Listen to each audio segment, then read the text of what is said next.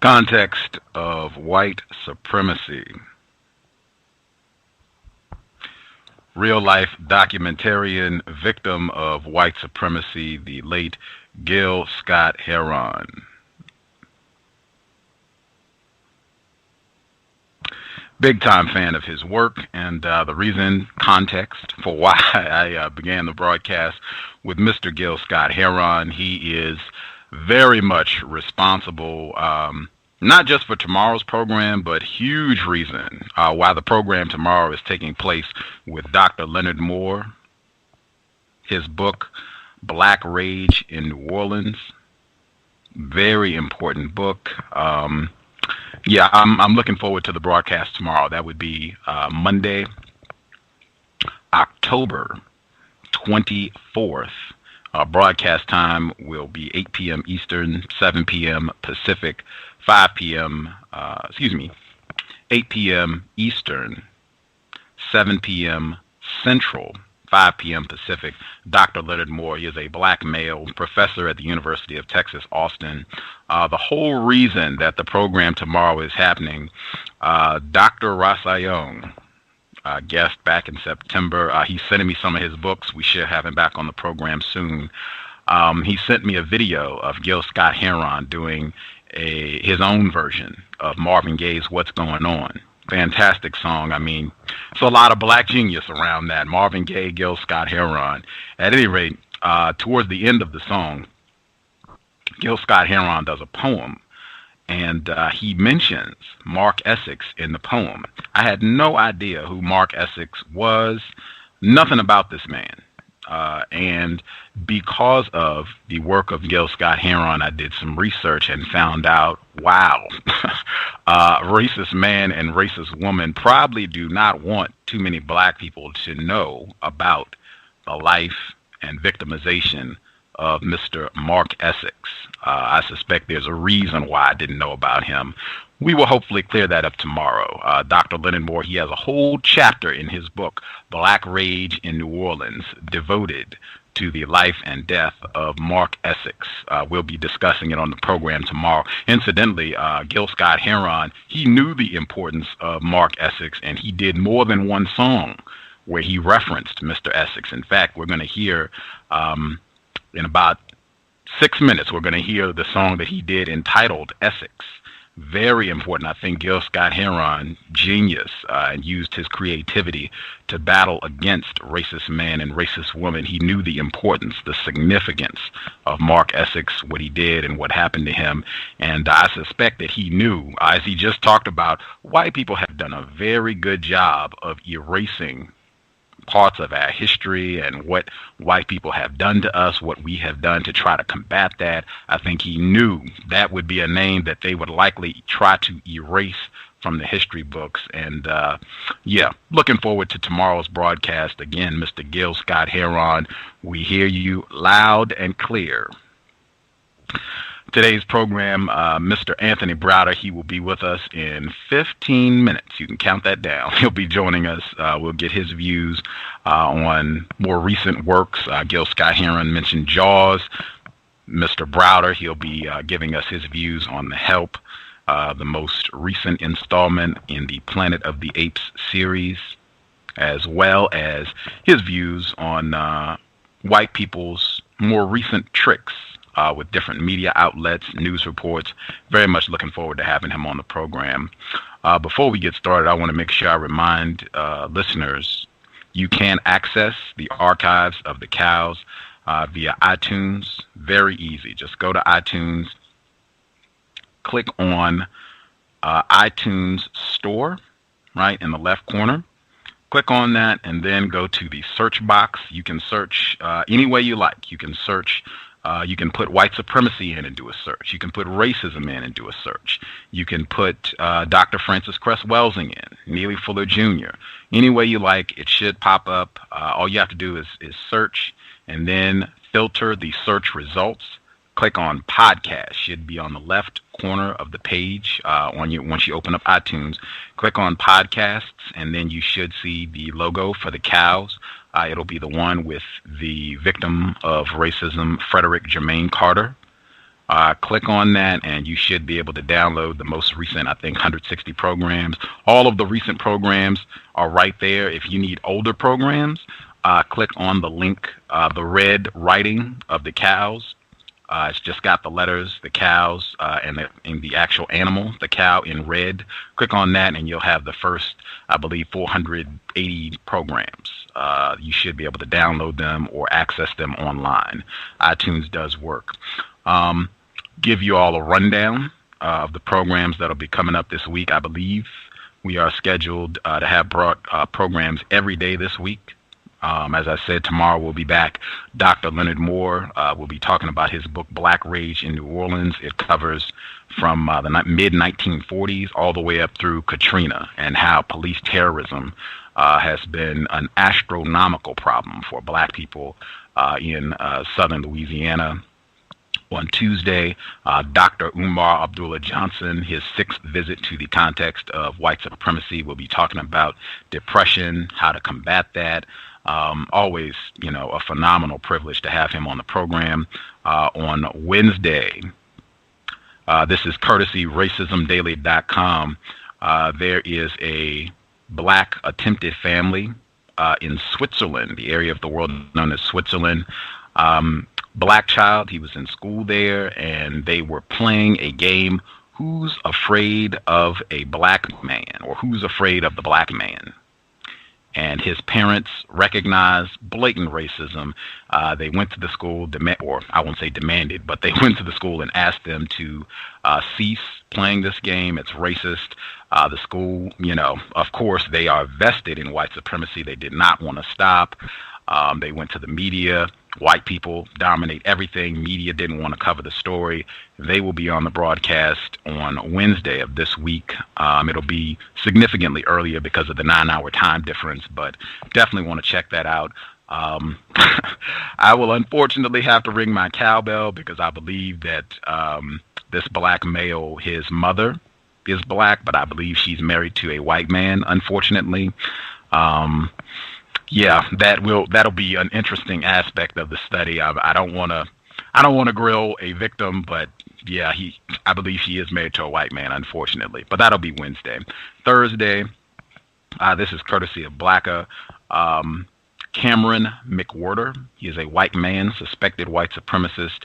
He just wrote a book. It was just published a few months ago, Red Summer. It is about the 1919 race riots that erupted across the country. He covers quite a few of them, just incidents of white terrorism. I think it is extremely relevant for what's happening now. You just saw with the whole UK riots this summer and what's going on with the so-called Occupy Wall Street and the different areas that they're popping up. Very relevant, extremely important information. He'll be on the broadcast on Thursday. Friday, Brother Polite will be returning to the program. On Saturday, we have a black male. He not only publishes books, but they are doing work on reparations. You can visit their website, natturnertrail.com. natturnertrail.com. We'll be discussing what's going on with the Occupy Wall Street movement. This Sunday, Neely Fuller Jr. will be making, I think it's his 17th visit to the cows this Sunday, October 30th. And that would be broadcast $4.99, which would, I believe, be setting us up. I'm just waiting to get confirmation on the date and time, which would, I believe, be setting us up for broadcast number 500 on October 31st, hopefully with Dr. Kamal Kamban making his 3rd visit. We'll get confirmation on that, but I think that would be quite apropos, as Halloween, I think, is the holiday that best represents racist man, racist woman. We should be on every day for the remainder of the month. Don't confuse being active with being effective or even constructive, but we will be active for the last week in October leading up hopefully to our 500th broadcast, white people permitting. With that, I will give Gil Scott Heron one more play before we bring in Mr. Anthony Browder on the broadcast. This is his second song. I know he's done at least two to the victim of white supremacy, Mark Essex. You all should do some research on Mark Essex, very important figure. They have clips on YouTube where you can see what happened with him. Very important figure. And this is, I think, just phenomenal work by the victim of white supremacy, Gil Scott Heron. The piece is entitled Essex. Once this concludes, we will begin with Mr. Anthony Browder, Context of White Supremacy.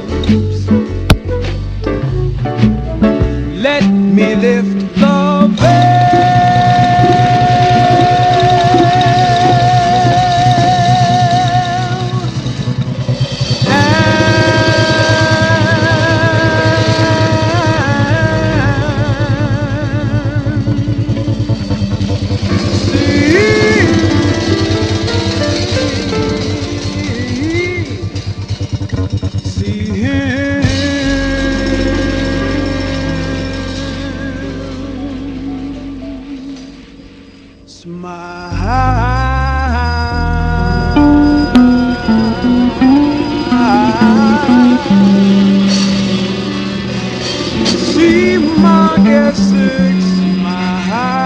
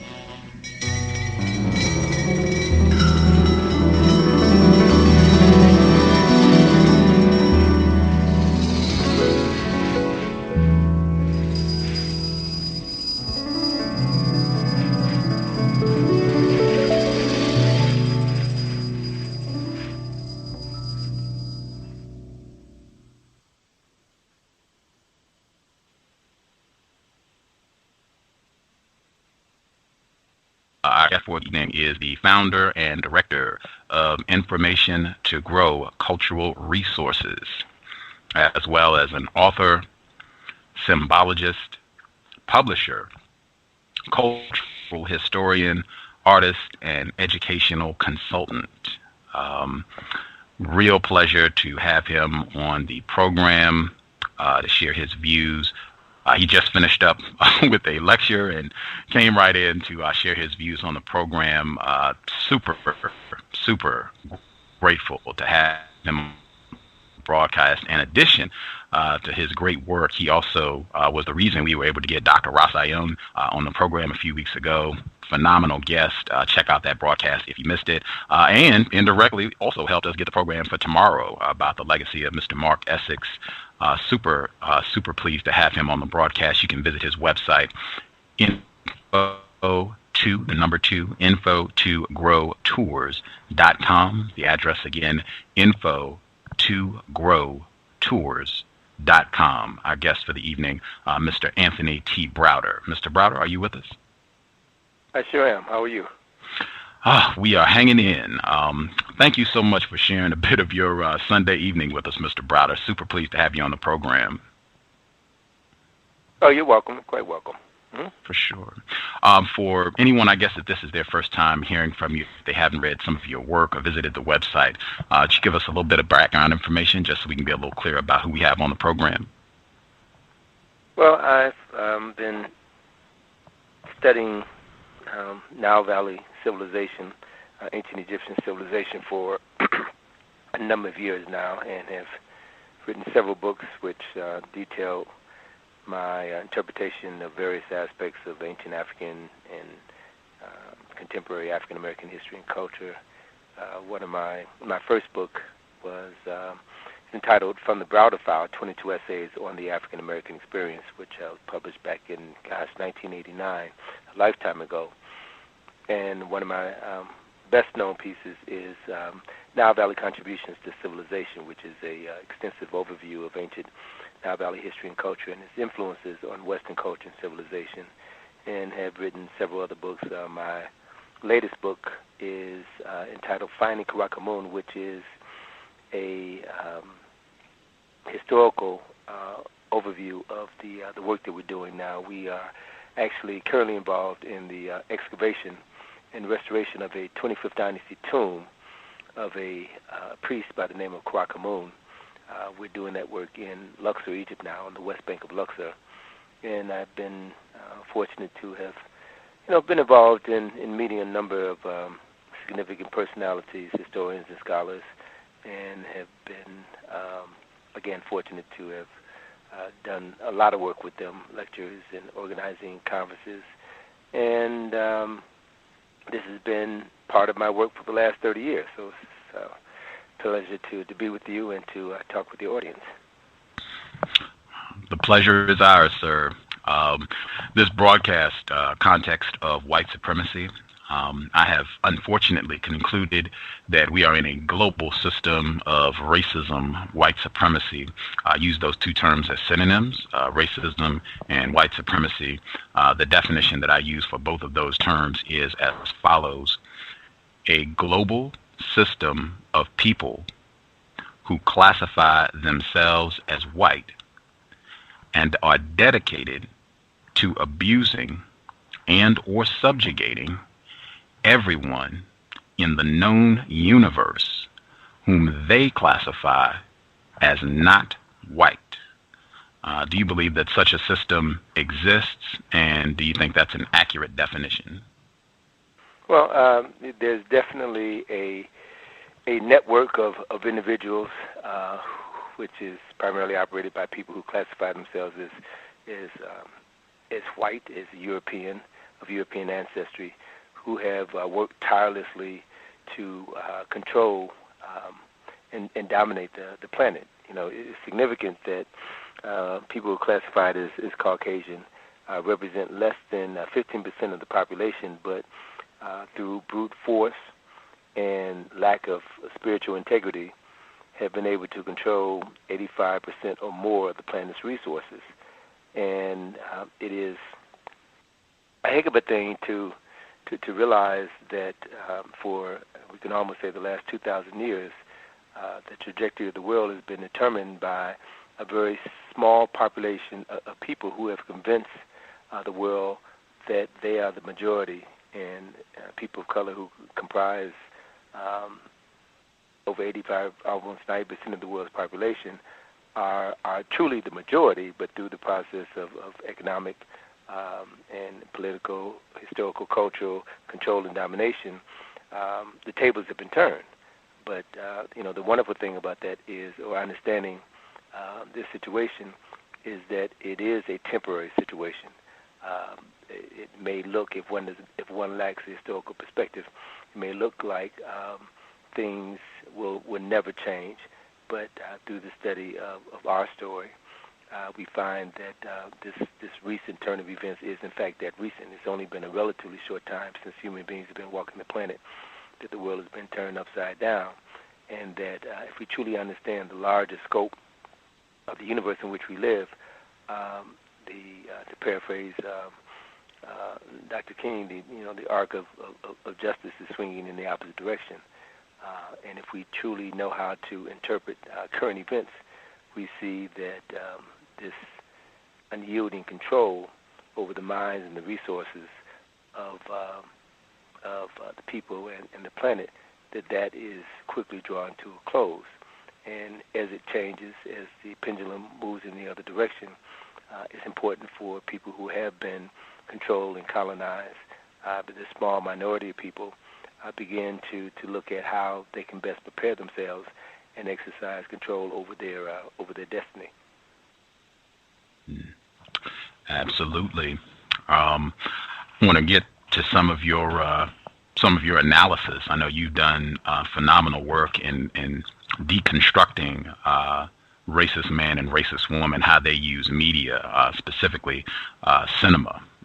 You phenomenal lectures on Precious and Avatar.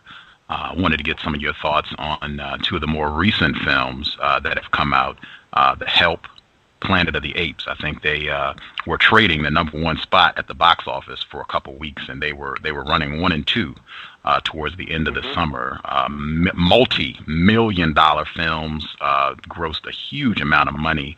Can you share some of your thoughts on how these films play into the concept of racism, white supremacy? Well, sure. Well, first of all, let's look at film. Let's look at the media. The media, as it currently exists, is the most powerful form of mind control, mental manipulation ever created. It has the capacity to project images and sound into the consciousness of people and shape the way they view themselves, the world around them, and how they move through the world. It's a very extremely powerful force, and it has been one that has been used quite extensively against people of color to implant within their minds a profound and unjust sense of inferiority. And if we look at current film, The Help, for example, it's a movie that was based on a best-selling novel, a movie that cost $65 million to make, and since August the 10th has grossed over $175 million. People all over the world have seen this film, and many think it's a great cinematic feat. But if you look at how that film distorts the lives of black people, particularly black women, it's a cause for great concern. And one of the issues that is of utmost concern is the fact that many people who lack a sense of historical perspective don't have the correct context in which to examine this film. It takes place in Jackson, Mississippi, 1963, during the height of the civil rights struggle, during a time when people of African ancestry were being brutalized in unspeakable terms throughout the South. As a matter of fact, there's a scene in the film where Medgar Evers is assassinated. And unfortunately, many of the people who've seen this film, who lauded this film, have no idea as to who Medgar Evers was and the significant role he played in the civil rights movement. But in the film, Evers' death was essentially used as a catalyst to sway other African-American women, maids, or the help, to work with this young white author to tell them her story so that she can ultimately go on and make a living as a writer, and they continue to live in hell, as one of the characters in the film says. So, what I always encourage people to do whenever they see a film or watch television or even listen to the radio is to understand that everything that we see, everything that we hear has been shaped and determined by people who have a specific objective. That objective is to sell you something, whether it's a product or a belief, and they use various means at their disposal in order to shape a reality for you. So you cannot just look at it as merely a form of entertainment, and have to, if you're conscientious, you have to be able to exercise a great deal of common sense when it comes to how you're going to spend your time, what you're going to watch, and who you're going to allow to influence yourself. But there was an organization, the Association of Black Women Historians, who are based here in Washington, D.C., who issued a very significant statement in August of this year that provided a historical analysis of many of the errors in that film and how dangerous it is in their depiction of African people, of having reduced African women in the film to mammy stereotypes, for distorting and trivializing black life, for portraying African American women as loyal caretakers of white people, and particularly white children, with no regard for their own children, their own lives, their own communities. And as an African American male, I'm always very sensitive about how we are depicted in the media. And this film does what many other films have before it, and it presents the first reference to a black man in that film is a reference to a black man as a physical abuser.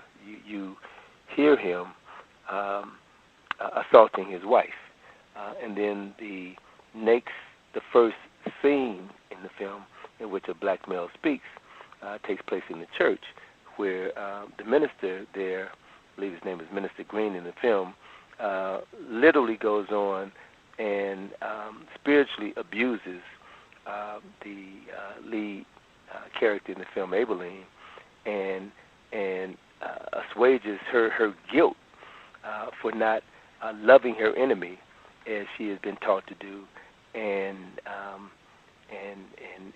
doing what God commands and compels her to do in order to help others and have very little regard for themselves. And so what we see in this film is a perpetuation of old methodologies that have been used to disassociate African people from any sense of awareness and responsibility to self, and impose upon us a distorted view of God and religion, and use that distorted perspective in order to cause us to act against our own best interests.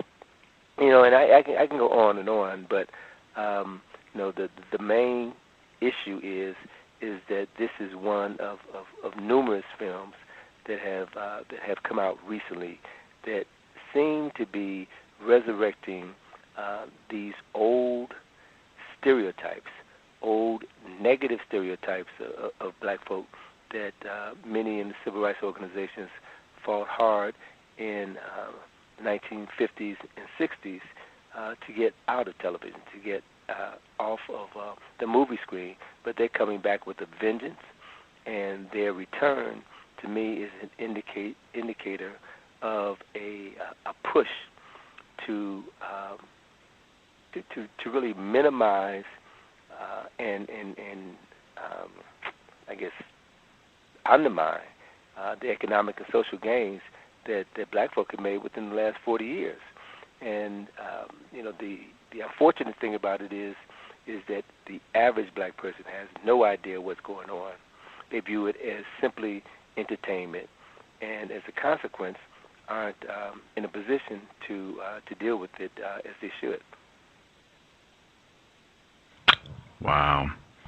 I was mentioning before you came on that that lack of history. White people have done a very good job of distorting and erasing context, historical context, for their victims, so that we really are not aware of things, even recent history. Medgar Evers, that's not that long ago.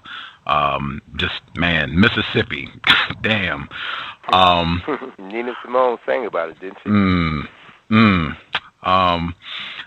I wanted to ask, before we move to the other film, Rise of the Planet of the Apes, just what message do you think is being conveyed, or what message do you think they're trying to sell with a film like The Help? And I mean for black people, because I know a lot of black people saw this film. What message do you think they're trying to supplant in the minds of black people? Well, what it is we're being, and we have been, this is nothing new, attacked on all fronts, through the media, through religion, through education, through economics. And so what we see is a coalescing of forces. It's similar to the circling of the wagons. If you recall in the old cowboy films, whenever the people who were encroaching on the land of the Native Americans were under attack, they would circle the wagons so that they could better defend themselves. And what we're witnessing right now in this country is the circling of the cultural wagons. It is a direct backlash to the election of Barack Obama, which has caused the rise of the real apes, the Tea Parties, and their efforts to take back their country. And what does that mean, to take back their country? What they're talking about is to return to the good old days when white men were in control, when colored people knew their place, and the world was more secure. And so we see, for example, in the school system the dismantling of many boards of education, and either a mayor or some other state official will appoint a school chancellor. They circumvent the boards of education.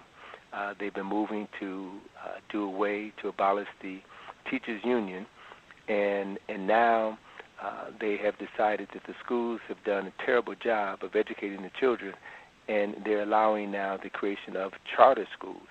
I said it 20 years ago when the movement really began to blossom here in the D.C. area, but I see charter schools as a harbinger of the resegregation of the school system as inner cities become majority white. It sets up the means by which you can legally, through a school charter, create a school system and use public funds in order to educate a specific, a targeted body. So as the public schools are being dismantled and new charter schools are springing up, we find that the miseducation or the undereducation of African Americans is really going on at an alarming rate, such that there are now, I've been seeing here in the D.C. area, the growth of schools where they train students to work in the service industry.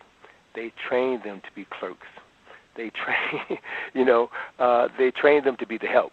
That is happening right now, and what that film does is it creates an environment where this sort of employment will seem normal, and people in hard, in desperate economic times, you'll be lucky if you can get a job as the help.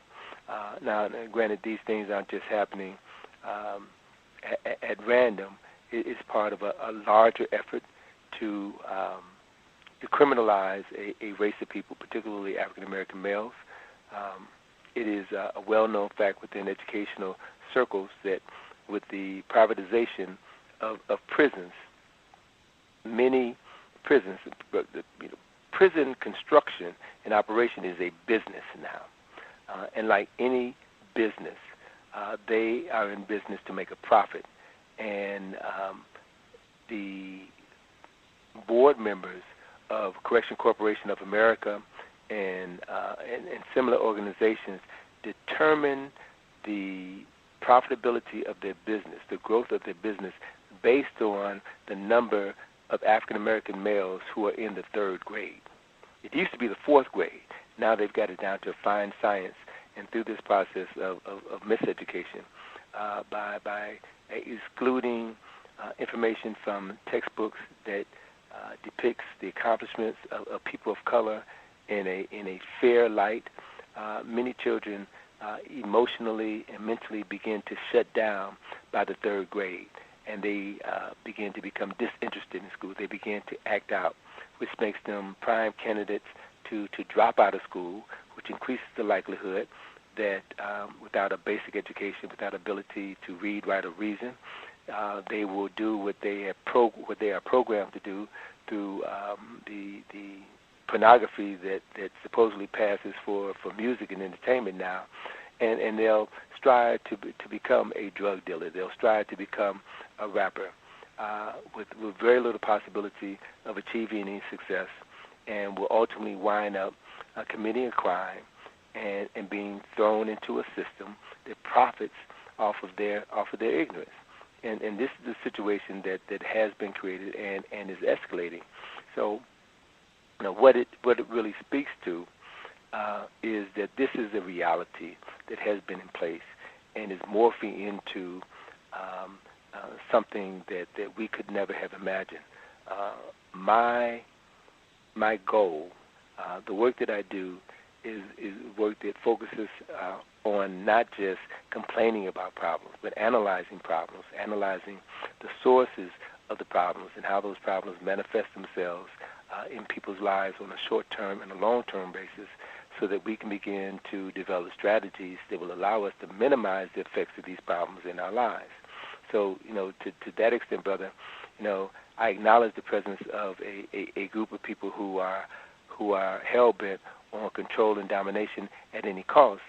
But I also have an understanding that they have limited power over me if I understand very clearly who I am and how systems operate within the world, and make conscious decisions on my part to minimize their impact on my life.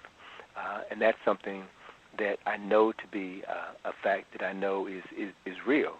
And it's simply a matter of getting other people of African ancestry particularly, to begin to understand that if they change the way they think and operate within this given society, they change the whole dynamic.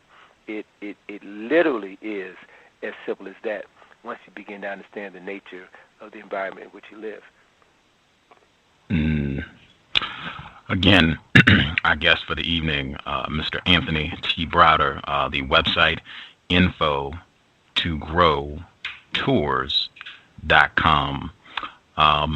Also want to get your thoughts, the other blockbuster film from the summer, The Rise of the Planet of the Apes. And I think you said that these films represent a kind of cultural circling of the wagons. And I definitely see that with the Planet of the Apes franchise, which also is based on a book. And particularly, I look at these films, I think there are 7 or 8 of them, in addition to the television program and the cartoon and all the other stuff that goes along with that franchise. The timing of when these films are released, I think, is super important. The original films came out, I think the first one was 68, the year Martin Luther King Jr. Was killed, height of the civil rights movement, when black people worldwide, black people and non-white people, were working against white domination. I think the film that came out in 2001 came out a month before 9/11, a month before, just a few weeks before 9/11. This film, the most recent one, The Rise of the Planet of the Apes, came out the weekend of the rioting that it began in the United Kingdom. Very important, in my opinion, very important, the timing of when these films come out. What are your thoughts about Rise of the Planet of the Apes? Well, if memory serves me correct, I forget the name of the French author who wrote the first book, The Planet of the Apes, and that book was essentially a metaphor of people of color throwing off the yoke of imperialism. Just as the movie Godzilla was a metaphor for Chinese people's response to a nuclear bomb being dropped on them. So we find some authors have a way of addressing social ills or camouflaging their effort to discuss social ills in such a manner that it comes off as entertainment, but it really has a deeper message. And so, this current foray into this Planet of the Apes series, I thought was a very well-written film. The storyline was quite interesting. It was really an entertaining film. And what it does, in a larger sense, what the film does is it truly begins to acknowledge the self-destructive nature of European people. While on one hand, the way the storyline is presented, on one hand, the scientist who came up with this serum that was tested on monkeys, he was creating this serum in order to help his father, who was suffering from Alzheimer's, and came up with this formula that increased the intelligence of the apes that they were testing it on. And ultimately, when he refined this formula, it gave the apes who inhaled it, that ultimately developed it into an aerosol, it gave them a hyper intelligence, while at the same time it was fatal to humans. So they set in motion this process of their own destruction. And so, one of the other parallels that you hear oftentimes when you look at these films is the cultural reference or historical or racist reference of people of African ancestry, blacks to apes, Africans to apes. And my good friend, Dr. Charles Finch, addressed this issue, I thought, very poignantly when he said that if we look at other cultures, they have no problems associating themselves with anthropomorphic figures. Within the ancient Hebrew traditions, males were considered rams. Within British society, they were regarded as lions. Here in America, the eagle is a symbol of America, and so the ape within African culture, the ape is a symbol of profound intelligence and integrity. If we go back to the Nile Valley, for example, one of the anthropomorphic representations of an ape is of the personality who was known as Jehuti, or Thoth to the Greeks. And he was the person responsible for giving science, writing, and knowledge to human beings. So within an African context, and that this is the issue that's so critically important. We have to stop seeing our reality through someone else's lens. Within an African context, in ancient culture as well as in contemporary African culture, within Nigeria today, within a Yoruba tradition, within Lisa traditions in West Africa, the ape archetype is very similar to the archetype of Jehuti, or the baboon, in ancient Kemet or Egypt. And this is a symbol which on a larger sociological and even cosmological scale represents what was known to them as the age of Cepheus. And Cepheus represents the time frame of 2056. It is a time in which we're moving into an age, a period of time when certain, the best way to explain it was certain constellations would dominate the environment, and as a result, they bring forth a shift in consciousness. They seem to forecast a shift of consciousness, and it's a shift of consciousness that represents African people or this ape coming into an ascension that will last for over 3,700 years. And so what we see is a shifting, a changing of the guard, if you will. And this particular film, on a very basic level, seems to be speaking to that. And what you also see is the rise of the apes, is the destruction of the Europeans. That virus, at the end of the film, a pilot who was infected by the virus is about to board a plane, and the camera zooms in on the board, which shows the arrival and departure of planes, and then you see a marker that moves from nation to nation to nation, representing the spread of this virus all across the world by people who have been exposed to it by this pilot. And that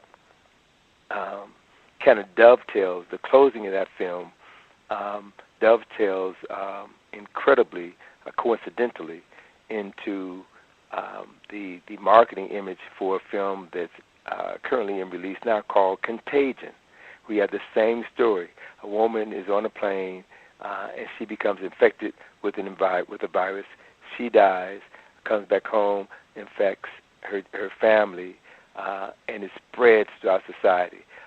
That is not unlike a film we saw, about 2 years ago now, I Am Legend, in which a similar virus began to wipe out the population. And in that film, I Am Legend, we had a brother, Will Smith, who survived. who is working on a cure.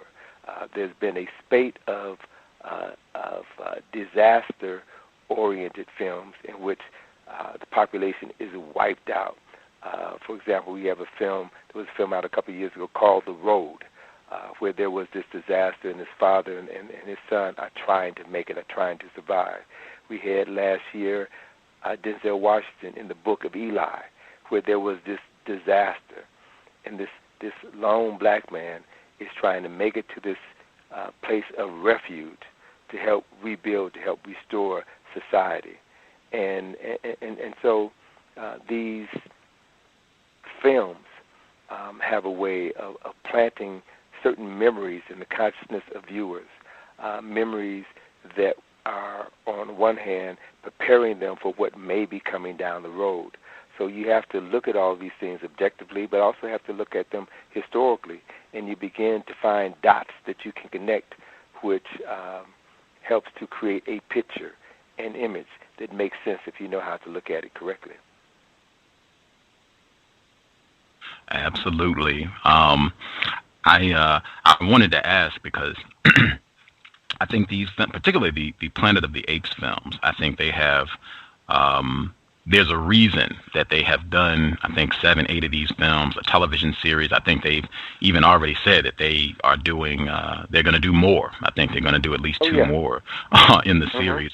I think these films have a huge impact in terms of motivating white people. As you circling the wagons, I think these sort of films kind of get white people in that mind state of, hey, our system is in jeopardy. Non-white people look like they could be getting their act together. We have got to get on the ball to get these black people in order to maintain our system. If we don't, you see where the film lets you know, you see where it's going. All of this could fall apart before our very eyes. I guess, how do you think these films are supposed to motivate white people to continue to participate in, and really, in my opinion, to escalate their maintenance and refinement of racism, white supremacy? Well, let's just look at a historical reality. Let's step away from films for a second and look at historical reality. The day after Barack Hussein Obama was elected president of the United States, there was a run on guns and ammunition that has not stopped. That has not stopped. Gun stores have been in short supply of ammunition since the election of Barack Obama. I had heard on one news story on NPR about a year or so ago that this elderly white woman, shortly after the election of Barack Obama, went into a gun store and bought 2 automatic weapons and purchased a lifetime supply of ammunition. Now, what the hell is a lifetime supply? What are they preparing for? And essentially what it boils down to is fear. It's fear. And that is what has always motivated people with this particular mindset.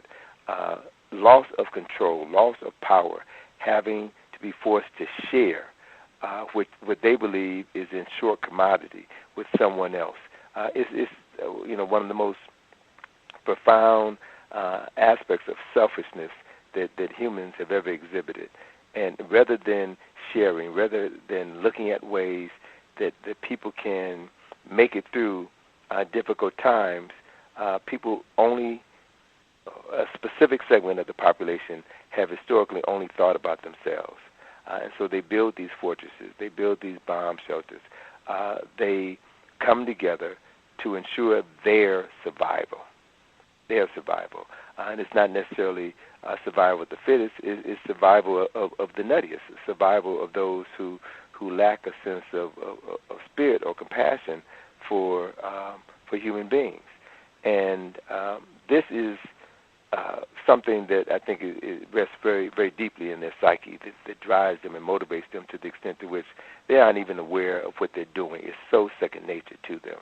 But the key is, 1, to not buy into it and internalize it as your nature, and 2, to know that you have options. You have options.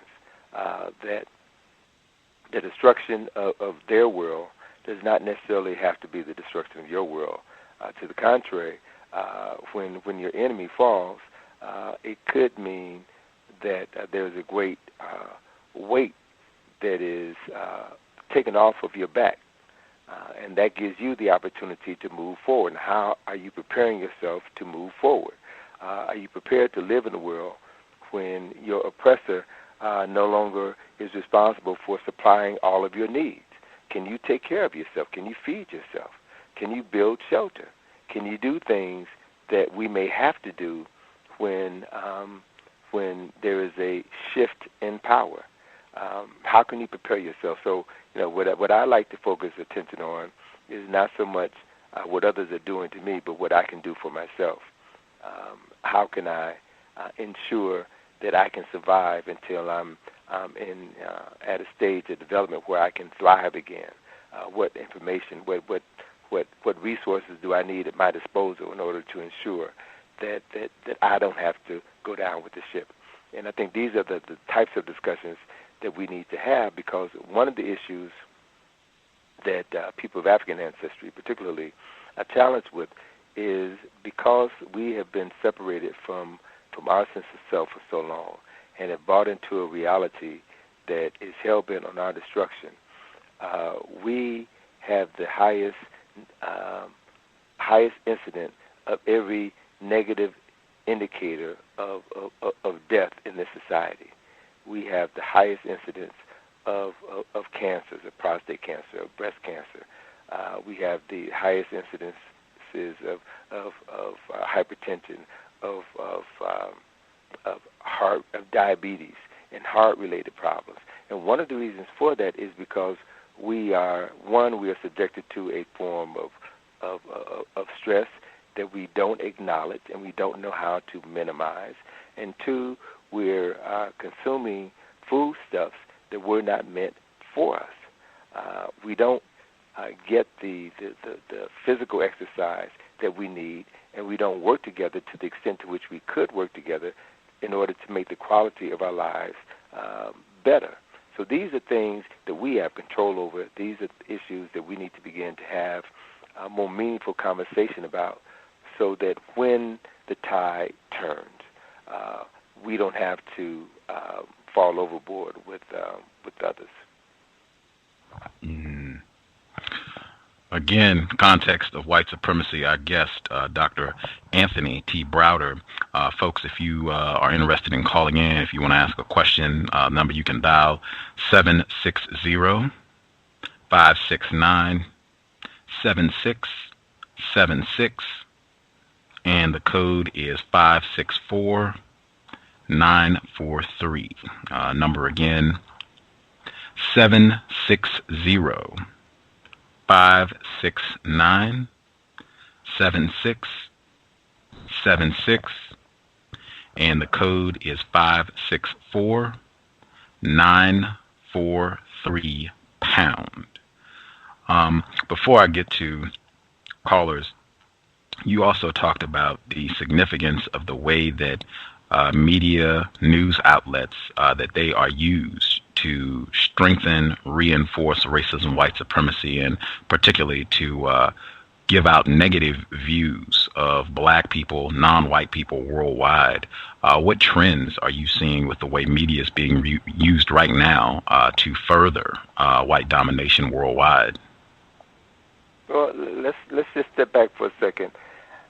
I believe it was in the either late 80s or early 90s when this new television network, Fox, came on the scene. And they were the fourth wheel in media. We had ABC, CBS, and NBC. And Fox started off their programming with a host of black shows. They did what the networks refused to do, and to showcase black folk on a regular basis, because everybody likes to see themselves reflected in society. And it was on the back of black dollars that Fox grew into a powerhouse. And one of their major revenue generators was a show called In Living Color. And that program was one of the most denigrating shows that I've seen in years, but it made stars out of Jim Carrey and several other people. I think even Jennifer Lopez. Yes, sir. Jamie Foxx. And Jamie Foxx, of course, and then the Wayans brothers who had created that show, who were catching heat from the black community, from some of the negative depictions of black folk. They said, they blew it off. Oh, this is just comedy, and then stopped taking it so seriously. But eventually, what happened with that show is that the station began to demand more derogatory skits of black folk. And I believe first it was, you had several Wayans brothers who were on that show, and then their sister was on the show. And she objected to a skit that they wanted her to do, and they fired her. And then within a year or two later, the show was pulled, but after the damage was already done, after Fox had made a fortune, and then it has turned into this powerful source of negative propaganda through the Fox News Network.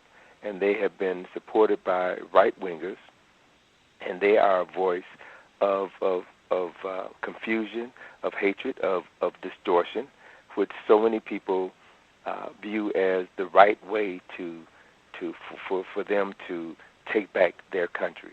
So, what it speaks to is a phenomenon that we should be very familiar with, and that is that whenever Europeans are about to build something new, whether it's a nation, whether it's an economic system or television network, they typically rely on people who have no power and use them as an economic base to get a leg up. And once they get that leg up, they then take off into the stratosphere. And so, when we look at the news, when we look at the news, one of the things that we really have to be aware of is the fact that if you watch the 10 o'clock news or the 11 o'clock news, network news, you'll find that it's so formatted. You can change the dial and see the reporters reporting on the same story at almost the same time, and it's the same narrative. And that's because many of the news agencies, the sources that have been gathering the news, have gone out of business. And there's only a handful of entities, of corporate entities that are responsible for gathering knowledge and information and disseminating it into the public, or literally feeding it like pablum to the public. And most of what we are fed is nonsense, is garbage. So one of the things that it teaches any thinking person is that if you want to know what's happening in the world, you've got to begin to seek alternative means of information. And once you begin to do that, you'll see that the world is quite different than how it has been portrayed. And typically what happens when you do that is that you find that you're in a small group of people who see reality differently. And as a matter of fact, speaking of reality, this whole foray into reality television is another means of distracting people and drawing them into this falsely constructed reality that is the furthest thing from reality. But people give their time which they can never get back, to program after program after program, and they miss out on opportunities to develop their lives and begin to make something of themselves that will allow them to have a meaningful voice in the world. So, part of what we're witnessing is the destruction of an old way of doing things, and the rise or the shift in consciousness. That is part of what this phenomenon around 2012 that people have been writing about and talking about for quite some time, that 2012 within the Mayan calendar was essentially the end of their calendar. It does not represent, in a larger historical and cultural sense, it does not represent the end of the world. It represents the end of a time cycle. And the end of that time cycle is no different than the end of the 24-hour time cycle or the 29-day lunar cycle or the 365 and a quarter day solar cycle. We live in a world, in a universe of multiple cycles, and the job of a person who truly wishes to navigate their world is to understand these cycles and to know where you are in a specific cycle at a given period of time, so that you have an awareness of what is coming next in that cycle, and you prepare yourself to deal not just with what is coming immediately, but what you know will also be coming 6 months from now, a year from now, or 6 years from now. That's how a real man or woman is supposed to think if they're serious about living a meaningful life. But we aren't taught that in school. And the media that we're exposed to conditions us to focus on the right now, immediate personal gain. The fact that if you can't see it, it's not real, when in fact reality is being created all the time. And it takes time for specific realities to be birthed, to come into manifestation. And that's how the universe works. But if you don't know that, if you don't see that, then you'll never be able to participate in an environment that can allow you to become a fully productive member of society or a fully productive member of the world. Wow. I see you got some folks that called in and wanted to ask questions. I just wanted to make sure that the information you shared about Fox is very important. I hadn't even remembered that in addition to In Living Color, Martin Lawrence and his show, as well as Arsenio Hall, all of that, Fox. And if you remember, with regards to Arsenio lost his show because he had Minister Louis Farrakhan on. Mm-hmm. That was the end of Arsenio Hall. Mm-hmm. Okay? So the message that it sends is that there are certain people that you are not supposed to give access to the airways, not prime time. They're to be relegated to some other space and time, but you do not give them access to millions of people. You do not allow their voice to be heard. And once he broke that cardinal rule, Arsenio was gone, and I don't think he's done anything of significance since then. Mm-mm. No, sir. Man, incredible lesson. And, I mean, just thinking about all those folks that started on Fox, you got a lot of black people who are mega stars right now and doing a lot of work that I don't think is going to lead to black liberation, who got their start. Mm-hmm. Fox. The person that called in. And look at Rupert Murdoch. Look who he is. Look at what he has been exposed during this incident in the UK recently with the publication that he was forced to close. Look who that man is. He is a soulless creature. He's a soulless creature. And the main reason for his existence is to create hell wherever he goes, to create confusion, to destroy people's lives. That's who he is. That's what he represents. Don't be fooled by his title or by the millions that he has. He is a master manipulator and destroyer of lives. He's not someone that the human race should be proud of. Mm. You talk about a tyrant. I would much rather go to a grocery store or meat market and see his body hanging in there than any other so-called tyrant. Mm. Well said. The person who dialed in from D.C. with a hand up, if you had a question for Mr. Anthony Browder, your line should be open. Can I be heard?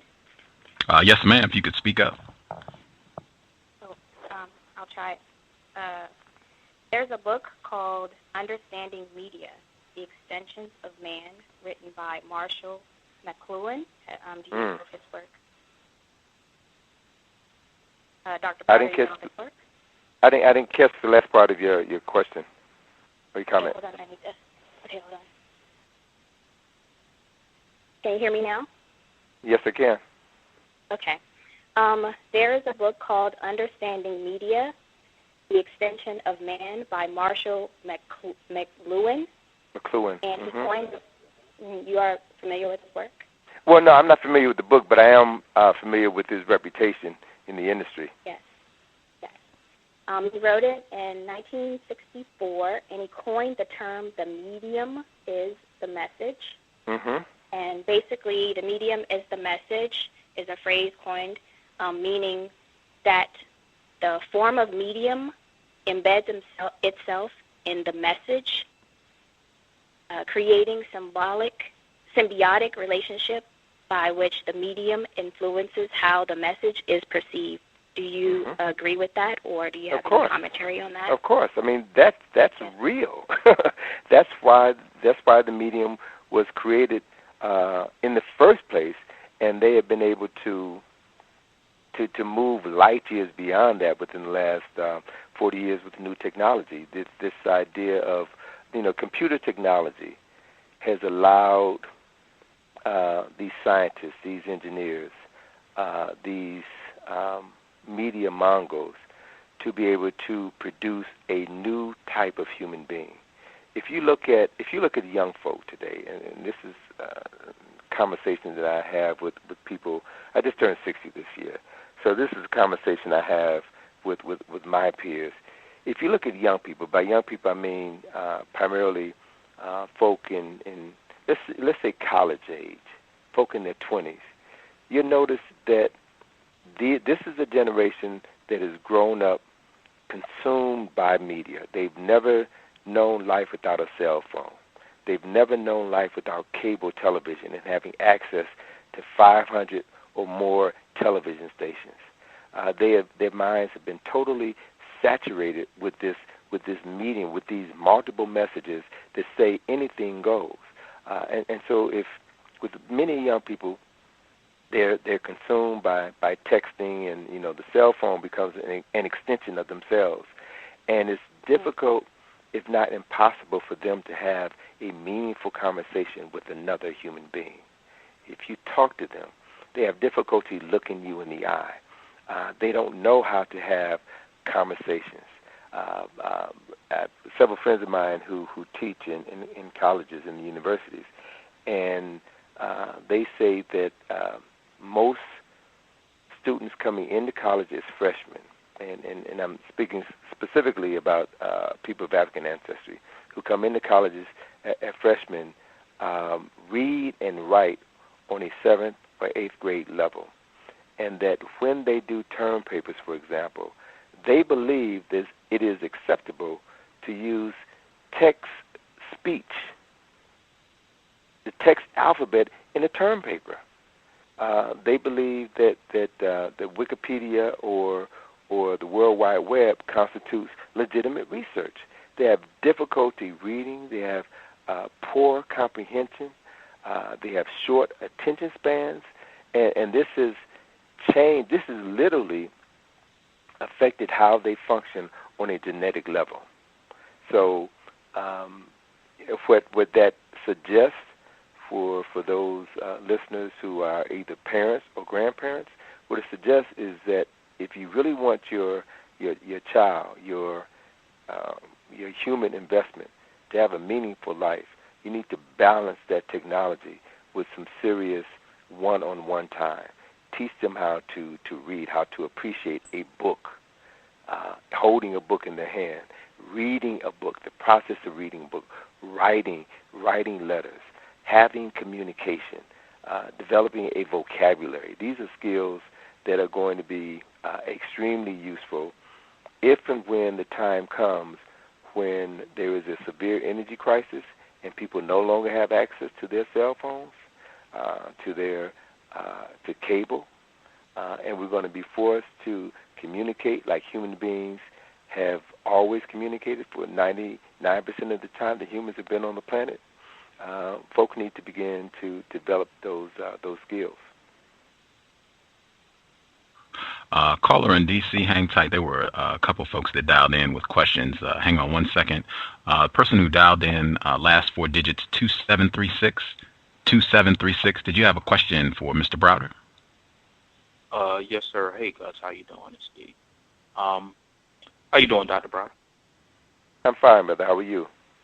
All right. I had another question, but what you just said had had sparked me to ask another question. I wanted to ask, with the invention of so-called nooks and tablets, do you see in the foreseeable future a push to make actual physical books obsolete, and what type of effect will that have, particularly for Black people? Seeing that, brother, it's already happening. It's already happening. What was it? Was it Barnes and Nobles that just went out of business recently? Borders. A major Borders. player. Borders. Yeah, Borders. Okay. Mm-hmm. Just went out of business recently. A major player, because they calculated this thing wrong. We have many libraries are closing. As someone who is a author and a publisher, what frightens me to no end is Google's efforts to digitize every book in the world. That's on their agenda, to digitize every book in the world. Now, what that means is when someone takes your product and digitizes it, you have no control, no say-so over how they will edit it. And once these books become digitized, what we're literally witnessing is the end of publishing as we know it. E-publishing is growing by leaps and bounds. So it's very, very similar in essence to Ray Bradbury's novel Fahrenheit 451, Fahrenheit 451, when books were banned. Books were banned as a means of controlling people. So if all material now becomes digital, not sure it's convenient, and I understand the convenience aspect of it, but there's nothing like holding a book in your hand, turning a page, writing margin notes in the book, highlighting, underlining. There is something about that physical interaction between you and the book that you can't get with an iPad, that you can't get with a Nook. And so we have to be able to make a distinction between devices which may be useful on one hand, but cost us something much more than we can imagine on the other hand. And I'm definitely old school in that regard, and I love technology. I love what it allows me to do, but I also have a love for conventionality. I have a love for those things that have withstood the test of time and are invaluable.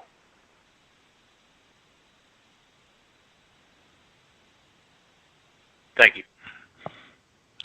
You're welcome. Person who called in on the Free HD line, did you have a question for Mr. Browder? Person who called in on the Free HD line? Greetings, sir. Can I be heard? Yes, ma'am. Could you speak up a little bit? Oh, I'll turn up the volume. Is this much better? Yes, we can hear you. Okay, greetings to you, Gus, and to Dr. Browder. May I be heard? Yes, we can hear you. Okay, I do appreciate you coming on, sir, and giving us this information. I kind of missed some of the conversation, but what you were stating with the book factor, I have to agree with you because I have many first edition books, and I do like touching paper. I do also have a Kindle, and it's convenient, but it's not, like you said, nothing like flipping the pages and writing in the margin or actually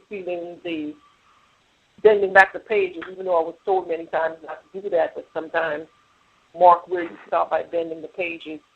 So that is indeed a good thing that you were speaking of in having the books. And I agree with what you were saying because I've also noticed this shift also in the text, as you said, with the invention of electronics, that people no longer sit back and write letters. I remember as a child having pen pals in different parts of the world and sitting down and actually writing letters and mailing the letters out and just anticipating going to the mailbox to see if I get a response back.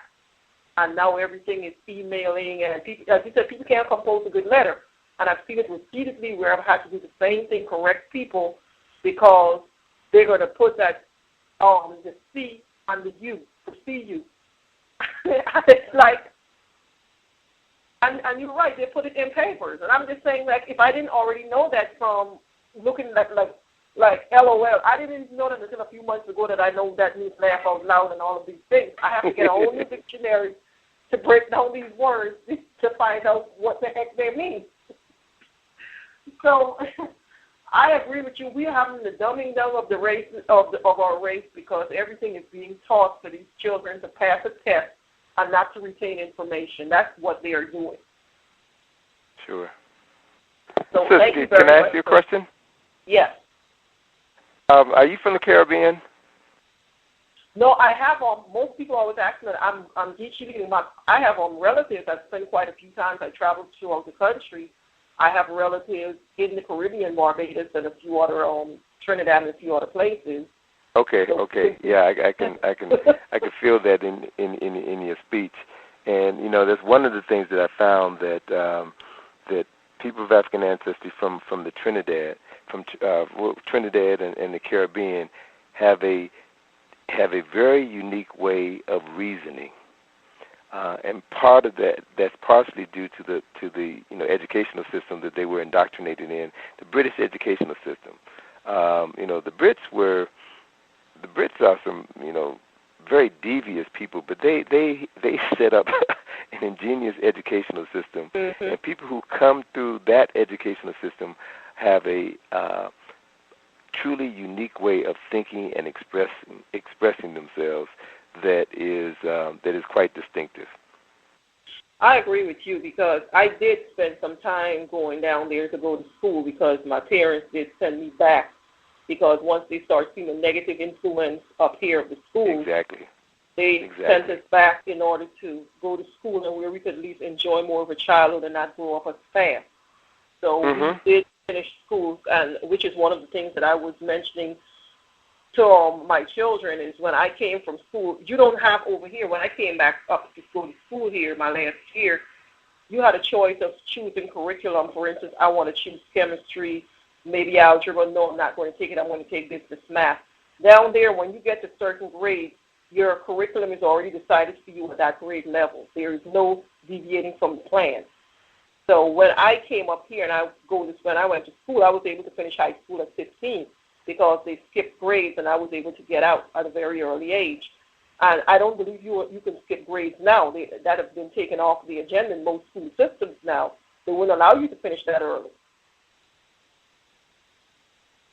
Yeah. Well, your parents obviously loved you very much, and their decision to send you out of the country, I'm sure added incredible value to your life, the life of your children, and your grandchildren's lives as well. Well, thank you very much, sir. That is one reason why we don't. My children, when they were in school, they were not allowed television during the week. They got on Saturdays they were allowed 2 hours of television, and on Sundays 2 hours of television. And to this day, they are grown. They're on their own. And you go into their homes, you will not find a television in their home. Both of my sons, they don't have televisions in their home because they didn't even have like video games. They don't have it. They still don't know to play video games because it was not something we allowed in our home when they were growing up. They had to go to the library, do research, and actually touch a book and write a book report. I made them write a book report. Whenever book they read, I said, you have to write me a book report to let me know, give me a gist of the meaning of what was in the book and what you got from it. I'm glad to hear from you, sister. Yeah, well, thank you, Dr. Browder. It's very seldom I speak to parents who take their parenting responsibilities as serious as you. Appreciate you. You're so welcome, sir. And thanks, Gus. I'll mute myself. Thank you.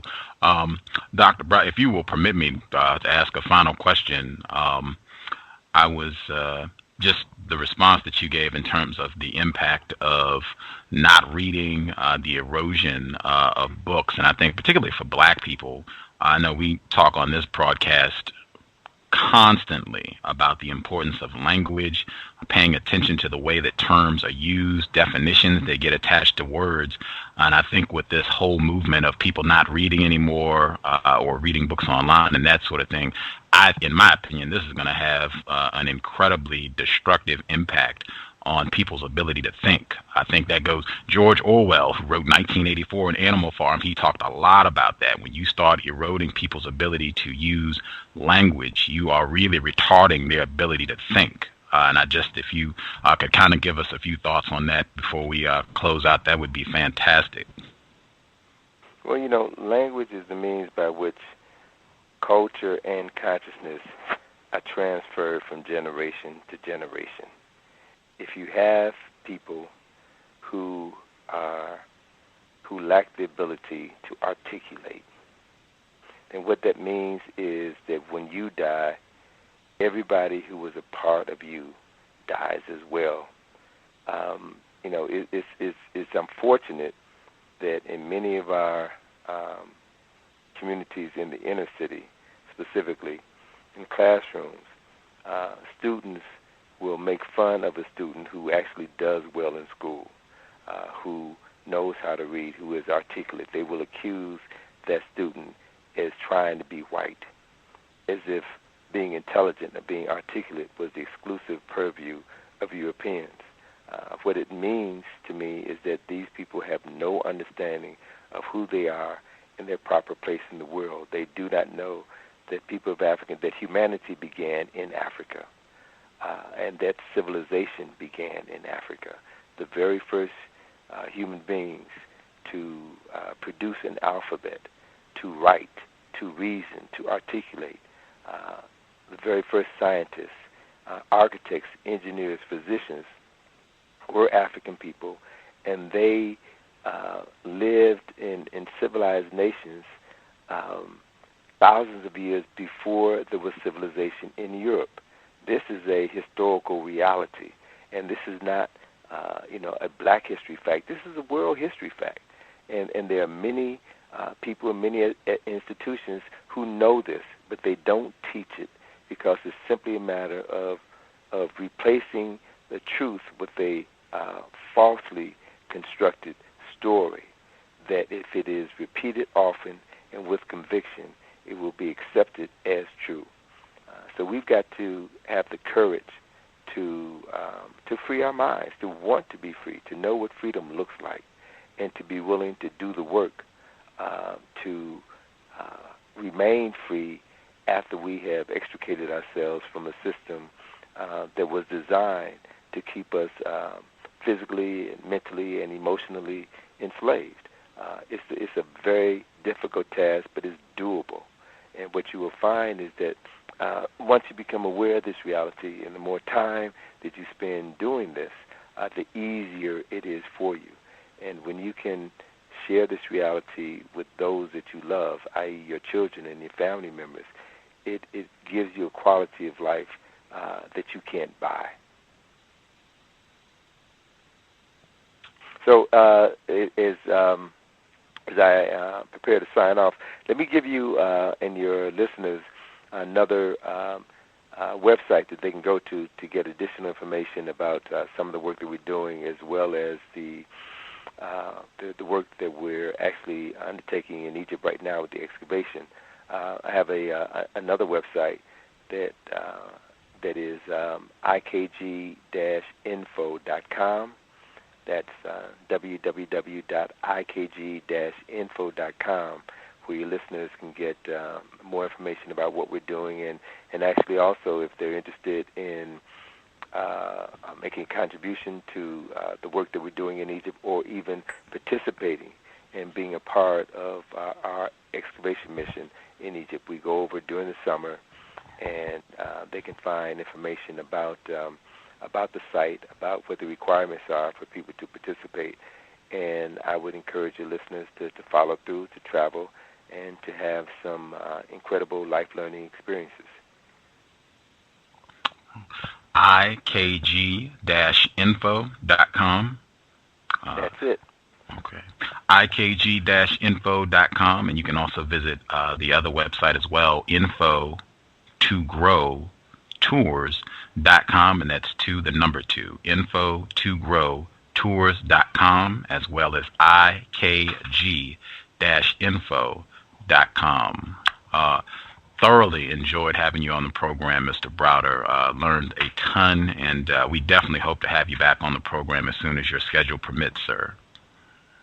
All right, it was a pleasure, Gus, and I wish you continued success in this important work that you're doing. And I know that the time will come when we truly will be free, and this conversation about white supremacy will be a memory. Looking forward to it, man. Looking forward to that time. Thank you so much, Dr. Browder. We will be in touch soon. Please enjoy the rest of your evening, sir. Okay, brother. Thank you much, and you and your listeners have a wonderful week. Absolutely. You too, sir. Okay, thanks. Good evening. Context of White Supremacy. We'll take a brief commercial break, and we'll be right back. Any of the folks that dialed in, if you have any questions or comments you want to get in, I'll check the lines as well. Quick commercial. We'll be right back. Context of White Supremacy. RacismDaily.com, your number one source for global news reports on race, racism, and overt actions of white supremacy. From Asia to the Americas, to Europe, to Australia, to Africa, racism is not a thing of the past, it is our current reality. Be informed, be globally informed. You should be the first to know. RacismDaily.com, RacismDaily.com, RacismDaily.com.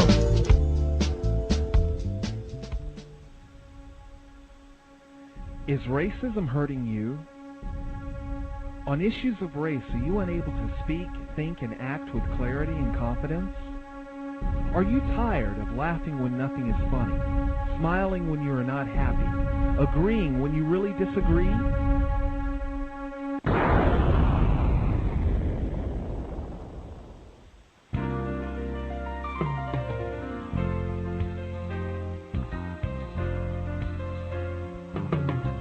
At counterracism.com, you can learn specific strategies and techniques to counter the behaviors of the people who practice racism in all areas of activity, using words correctly, following counter-racist logic, even counter-racist science projects designed to reveal what racism is, how it works, and how to counter it.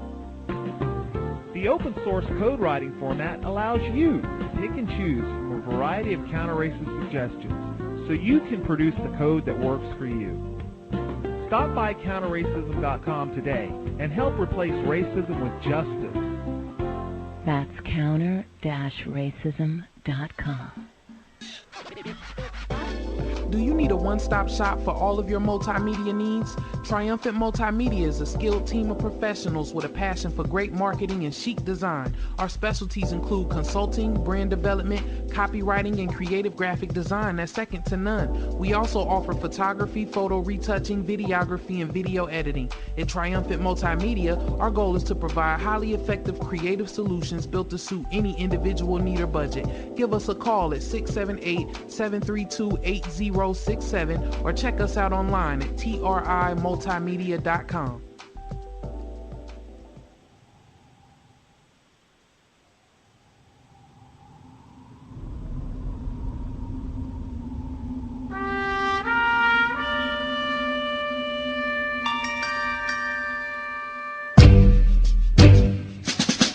Hi everybody, welcome. This is Justice with the C.O.W.S radio program.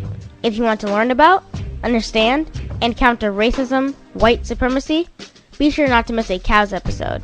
We keep them jammed packed with constructive information to sharpen your use of words to help eliminate the system of racism, white supremacy, ASAP. Also, for more information on racism, white supremacy, and to invest in my counter-racist efforts, please visit my blog, justdojustice.blogspot.com.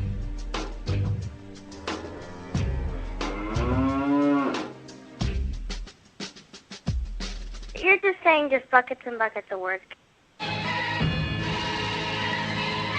Yo, this is Wade, one half of the Black Twins. And I want y'all to check something out. Our latest project, Double Consciousness, the mixed message. This will be dropping October 2nd, 2011, featuring various audio from Umar Abdullah Johnson and Dr. Kembaum, just to name a few. You can download this at www.gagmusicroom.bandcamp.com and at stlouismixtapes.com. That's STLmixtapes.com. Replace white supremacy with justice now. This mixtape is only for victims of racism and white supremacy.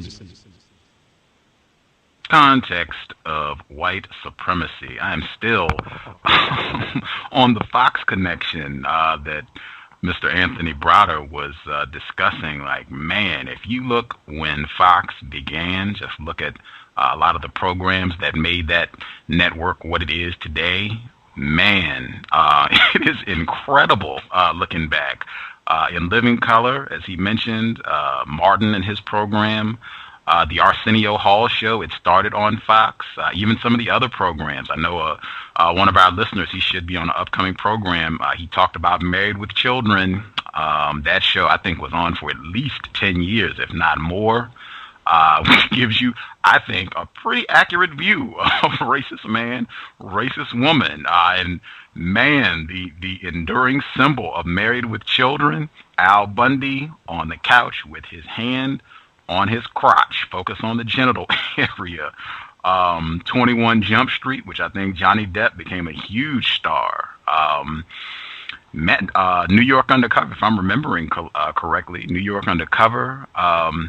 Man, The Simpsons obviously still roll. I think they've been on for close to 25 years now. I would probably say anybody who's into looking at film to analyze racism, white supremacy, go back and look at some of the programs that Fox Network began with. You probably will get to see a lot, particularly with hindsight, knowing what you know about Fox now, and they're pretty explicit about how they get down with racism, white supremacy. Go back and check out some of those earlier programs to see what they were showing in the late 80s, early 90s. I'd begin with some of the programs that I just mentioned. If anybody that's on the line can remember some others, you can definitely share that as well. Again, we will be back tomorrow. Dr. Leonard Moore, black male, his book Black Rage in New Orleans. Very much looking forward to the program. Mark Essex, you can find YouTube clips, should be some information online about what happened with Mark Essex. We'll also be talking about the white terrorism that went down in New Orleans after Hurricane Katrina, where you had white people who came in from all over just looking for black people to murder and abuse. Tomorrow's broadcast, Monday, October 24th, 8 p.m. Eastern, 5 p.m. Pacific.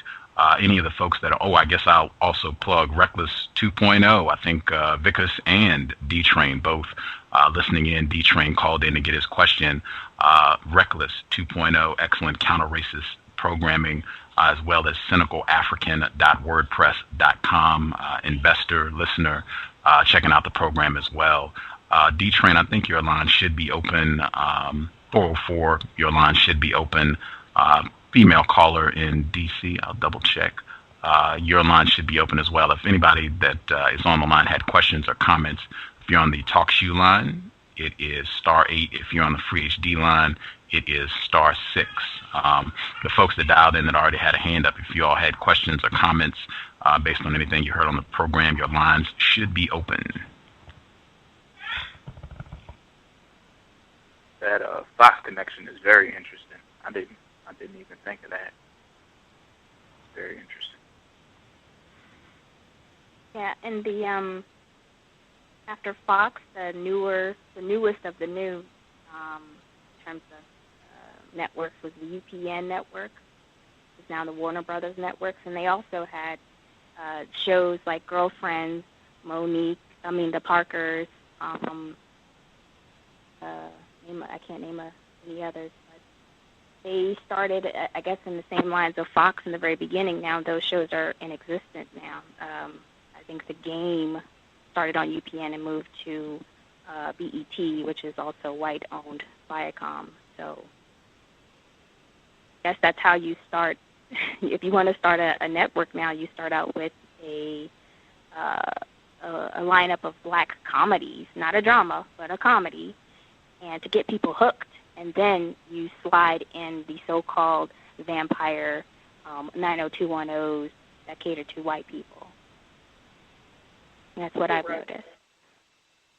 Okay. And you're correct on DC, because, as you said, they use us to build up the base to get the numbers going, and then, of course, they throw in the white shows, because you're seeing with all of these so-called reality shows, which is on the Bravo network, and some of the, I believe it's the VH something network that these reality shows are on with all of these.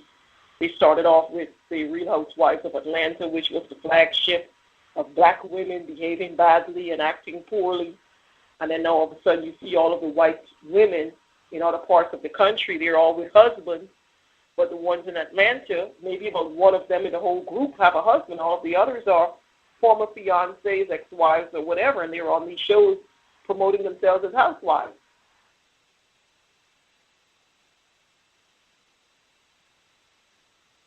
I think Rock was also on Fox as well, with Charles S. Dutton.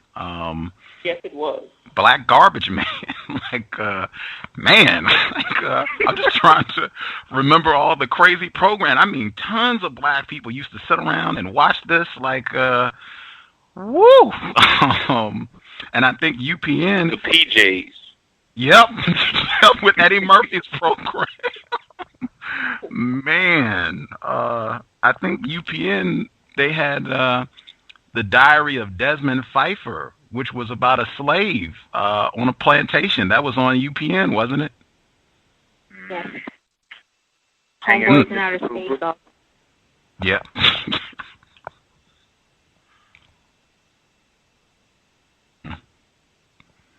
I would also make sure to get in. Definitely tons of black people, probably millions of black people tuned in and watched that, definitely.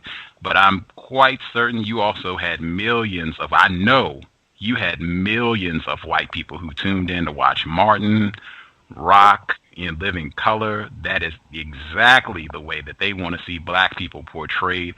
And I'm certain that those programs would not have been as successful, and they wouldn't have been on as long as they were if you didn't have tons of white people also tuning in and cheering, those degrading images of black pathology.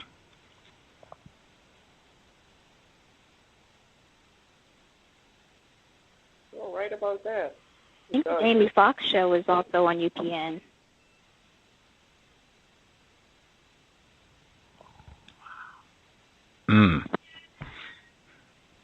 Wow.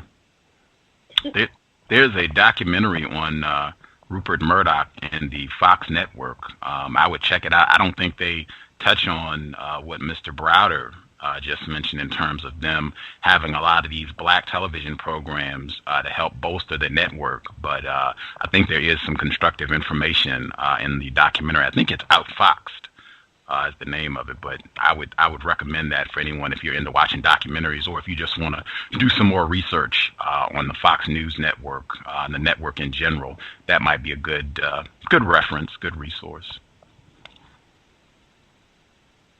What makes it so terrible, I guess it really doesn't really matter, because he had a non-white, non-black wife. He has a non-white, non-black wife who's Chinese. And as I said, as you said, for a racist man and racist woman, that's always a good cover for them, is to marry someone that's not non-white. I use it as a cover to say, oh, no, I cannot be a racist or whatever. Look at my wife. I have a black wife, or I have children that are non-white children, so therefore I'm safe. I'm a friend of yours.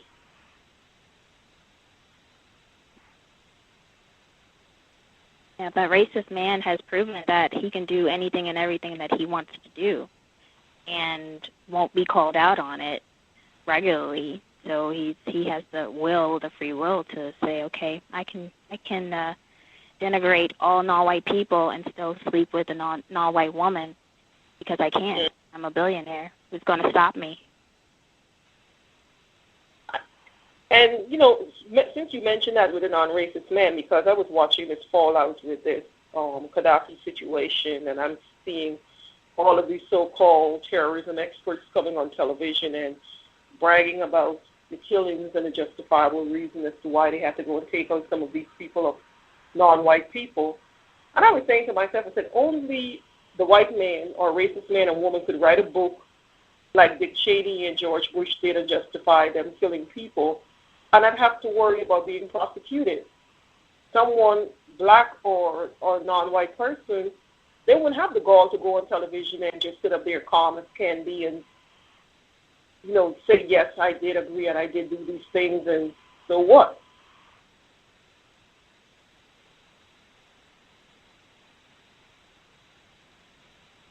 Racism, white racism, white supremacy for you to explain that. I had a question for Dr. Browder about, since the media is in the message, or the medium is the message, white people are killing themselves in an astronomical number. Just about almost every week, someone is killing themselves after they let loose a whole Noah's Ark full of animals and Real Housewives of Beverly Hills. He killed himself. I mean, they're killing themselves at a serious number here, and the media is portraying that, saying, "Oh, yeah, this person committed suicide." How does that help white supremacy, racism, by showing us that they're killing themselves, showing white people that they're killing themselves? For me, it shows. My analysis would be they are, and I've also talked to my partner about this, they feel like that they are now, without money, without fame, without prestige, they're now niggers in a system. And so since they can't take that is just, to be a nigger, it's just such a bad thing, they have to kill themselves out of existence because they cannot stand to be at a level where black people, non-white people are. But the media is showing us this news footage, and I'm thinking, well, what are white people, I'm not white, what are white people thinking about seeing this type of self-destruction? I'm not sure. I mean, I guess when Dr. Browder comes on again, I'll ask him what he thinks about that. But that was just my analysis of how, even though white supremacists are owning the media, they're putting out everything, their own discretions, their own insecurities, and also putting out movies like The Help to bolster their prestige, saying we still got this on lock, non-white people. We're not going anywhere, as long as we have control of the media. Well, Dr. Neely Fuller, and I'm sure, Gus, you have the thing that Dr. Neely Fuller had said about that there are always going to be the sacrifice whites that are going to be made. He had the four groups of people to showcase blacks, and then I believe, I'm not saying it in the right order, so Gus, if you can please chime in and correct me. And he said, of course, that there are going to be some sacrifices in the middle, and of course they're going to throw in some whites in there to make it seem as if though we're all in this together. But it's just to really get you off your game. Do you remember that part, Gus?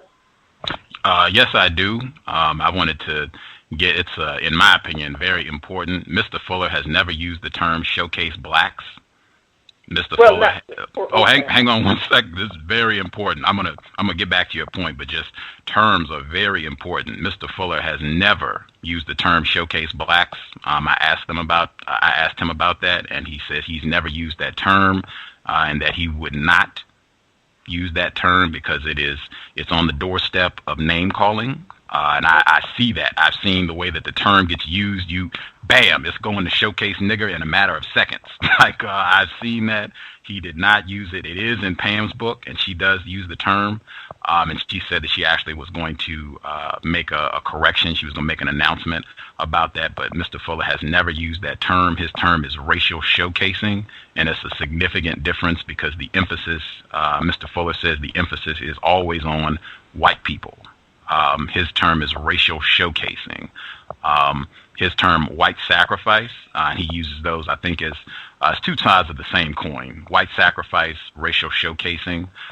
Yes, you're always going to have white sacrifices to make it look like white people are also victims and white people are being mistreated. White people are vulnerable. As you said, white people are becoming like niggers, and you're going to have a lot more white sacrifices to create confusion. I think that's a lot of this Occupy Wall Street and Occupy London that's popping up everywhere to make it look like you got white people that are being mistreated, that don't have anything, that are down and out, a distraction, which is the same thing with the racial showcasing, to make it look like that you got non-white people who are in charge and running the show, when that is not the case. It's a racist man, racist woman. I think Mr. Fuller's been pretty consistent, I think, about saying that there are three categories of people. He has three categories of people: white people, white supremacists, and non-white people. His three categories of people. The white sacrifices, they would still be white people. His three categories. But yeah, that just wanted to make sure I was clear about that. Mr. Fuller has never used that term, showcase blacks, and I also would not encourage the use of that term, because I mean it's gonna go. I've already heard it's gonna go to name calling in about 5 seconds. It's gonna be showcase niggers and that sort of thing. But yeah, I guess I'll hush if anybody else had any comments. I think I've gotten, I guess, a new appreciation for, I guess, Fuller's theory of white sacrifice, and that it's not just there to confuse black people, but it's there to also encourage other white people who aren't the so-called sacrifice to practice racism even harder. And I never really thought about it like that, but it's clear that, you don't want to be these almost niggerized white people, so, you should stay on your game. It's almost like kind of a game that white people have between themselves. Okay. Well, thanks, Gus, for correcting me on that, because I did pull up the information that Mr. Fuller had made about the racial showcasing, and he did mention there were 4 things to confuse, which was one of it was, of course, was the racial showcasing, racial population tailoring, racial dislocation, and white sacrificing. And these are the things that he said that was going to be happening, whereby it would confuse the rest of us non-whites as to believing, something is being done. So that is something to keep in mind as well with everything else that's going on, as you said, with the Occupy movement.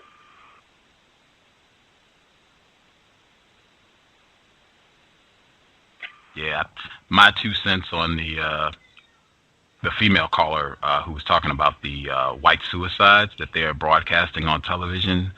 Just being in Seattle, white people worship death.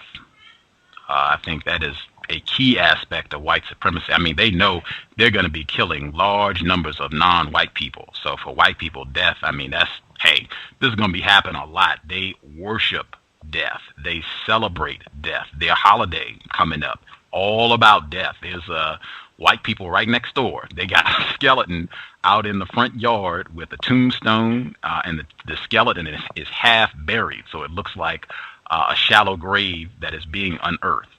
They worship this sort of thing. That's why I maintain Halloween is the quintessential holiday for racist man and racist woman, if you really want to know what they're all about. So I think that's one aspect of the suicide. I think that's why a lot of white people, Kurt Cobain, they worship Kurt Cobain, particularly here in Seattle. You can go to the Experience Music Museum, and they got all this stuff about him, videos and books and all that sort of thing. White people worship that, number one. And I think, too, it ties to what D-Train touched on. I think it motivates white people to practice racism, white supremacy. If you don't, this could be you. Do you want to be down and out, without a job and penniless? This could be you. You saw Planet of the Apes, didn't you? Necrophilia. Thank you, because I was thinking that exactly. Necrophilia. They are all about that, and I think it definitely motivates white people. Get on your job. If you don't, everything could fall apart, and it could be done for us. It could be curtains. Get on your job, practice racism, white supremacy. I think it definitely suits them. That's why you are seeing it on television. I know there are tons of non-white people who are also committing suicide. They're not going to broadcast that on television to, let's feel sorry. Let's try to do something to help these non-white people, the victims of white supremacy. It's just going to be, let's feel sorry for the white sacrifice and let's get on that job and continue stomping on non-white people worldwide so we don't lose our grip on them. Definitely agree with you, Gus. And then since it's that time of year again, Halloween is the day of Halloween. It's coming up the 31st. They're showing now non-stop zombie movies, zombie television shows, vampire movies, everything that's related to death and killing people. It's non-stop now. It pretty much started the first of the month. It's like necrophilia horror month, and they celebrate it, and they go out and support it by buying costumes and skeletons and putting in jack-o'-lanterns, making jack-o'-lanterns. It's not solving white supremacy, racism at all. It's just their entertainment. It's just their way of religion. Wasting time. Yes. Yeah, you're right. The religion aspect of it, which reminds me of what the late great Dr. Barashango, what he said with the European holidays, and someone who's never seen his DVD lecture, they should really look at it because he stressed, especially with this Halloween, and as you said, they get caught up with the blood and gore because you cannot go to any movie of theirs without seeing somebody being killed in a vicious way. There must be a murder or a rape or something involved in their movies. And it's just the nature of these people.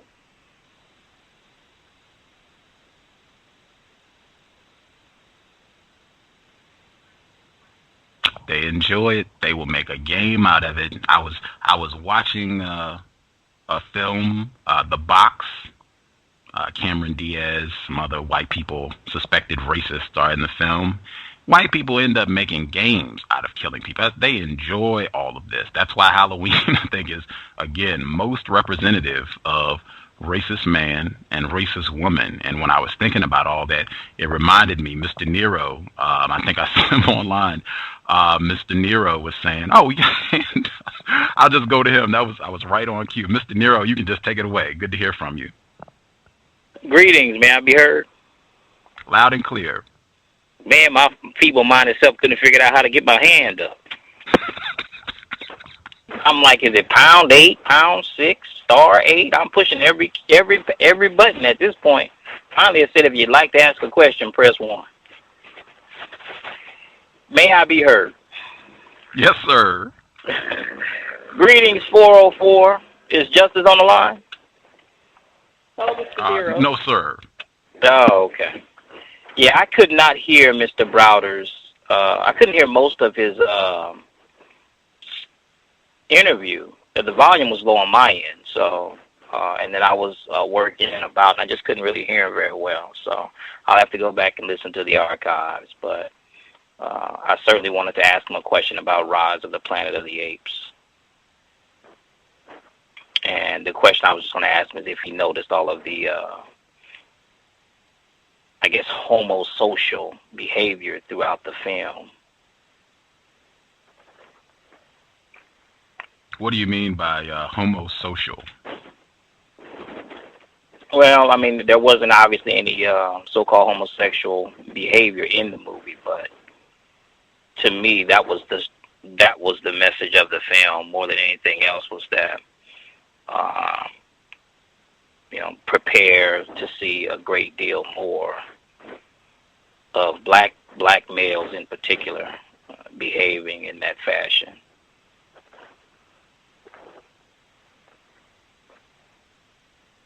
So I thought the movie was definitely sending a message to white people that they can look forward to that, and that it's on its way.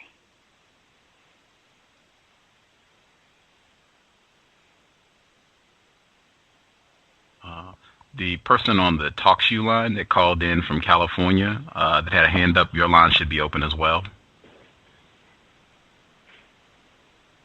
Greetings. Can I be heard? Yes, sir.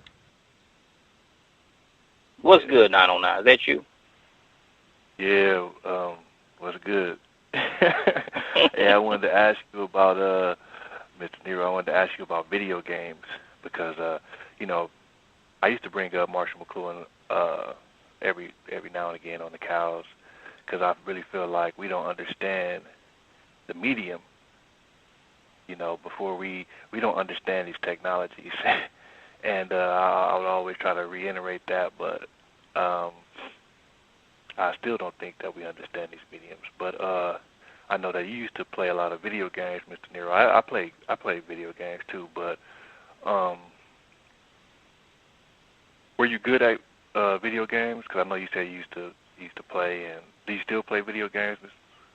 Not at this time, but and let me be clear on the video games I used to play. I worked in the computer industry for a long time, so I witnessed the evolution of, for the most part, the PC and PC gaming. So I've been in a room with white people where everybody brings a computer to someone's home, and we network all the computers together, and we'd have maybe 8 to 10 people throughout the garage, throughout the living room, maybe upstairs, if someone had a laptop or whatever. And we would all play this game called Command and Conquer. And basically in that game, everyone was responsible for building a nation, primarily focused on military domination and maybe creating alliances between other guys within the room, and literally just, throughout the game, destroying one another until there's just one man standing, or in this case, one nation standing. So it was a very elaborate game, and we did that with a game called Command and Conquer. We did it with Red Alert. We did it with Warcraft, and then eventually we evolved into a game called Half-Life, where it was a first-person shooter, and the 8 of us would log on through some website and would play against another 8 people. And so you'd have 16 to 20 people, and you had to choose whether you're going to be a terrorist or a counter-terrorist. What's the difference? Just picking a side, basically. Just picking a side. Everybody's blowing each other away in the game, and ultimately, it counts points and how well you kill people and things of this nature. So yeah, I would agree with you 909. I really don't think we have a very good understanding of it in the Command and Conquer game in particular. This was a game that really the person that planned the best, had the best strategy, was the person that always won.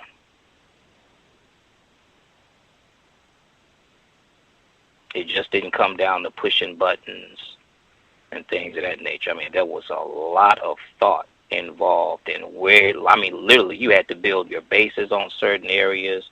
You couldn't control where you were placed on the map. You had to mine for resources. It just wasn't provided for you.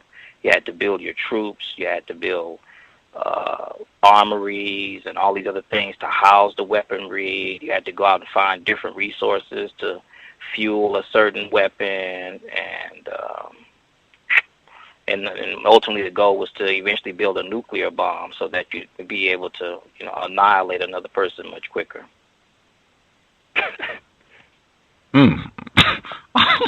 There's somebody that had a hand up. I guess I should tell people, if you're on the free HD line, it's *6. *6 if you have a question, *6. And then if you are on the TalkShoe line, it's *8.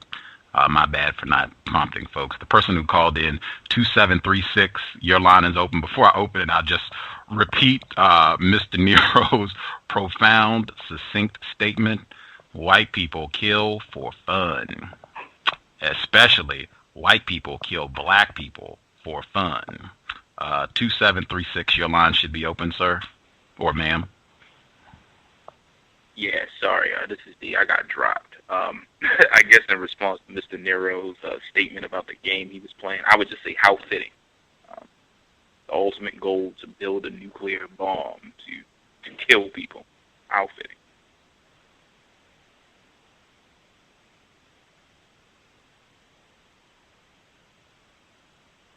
I think, like I said, the technology, because if you're watching television, it's a television is a specific technology. A book is a specific technology. Movies are specific. I shouldn't say technology.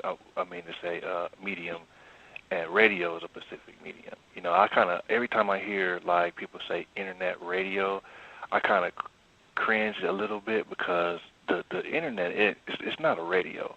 I mean, it's audio, but it's not radio. You know what I'm saying? But you know, people might say, oh, whatever. That's you know, what difference does it make? But I just see it as different. And so like, you know, these different mediums are training. You know what I'm saying?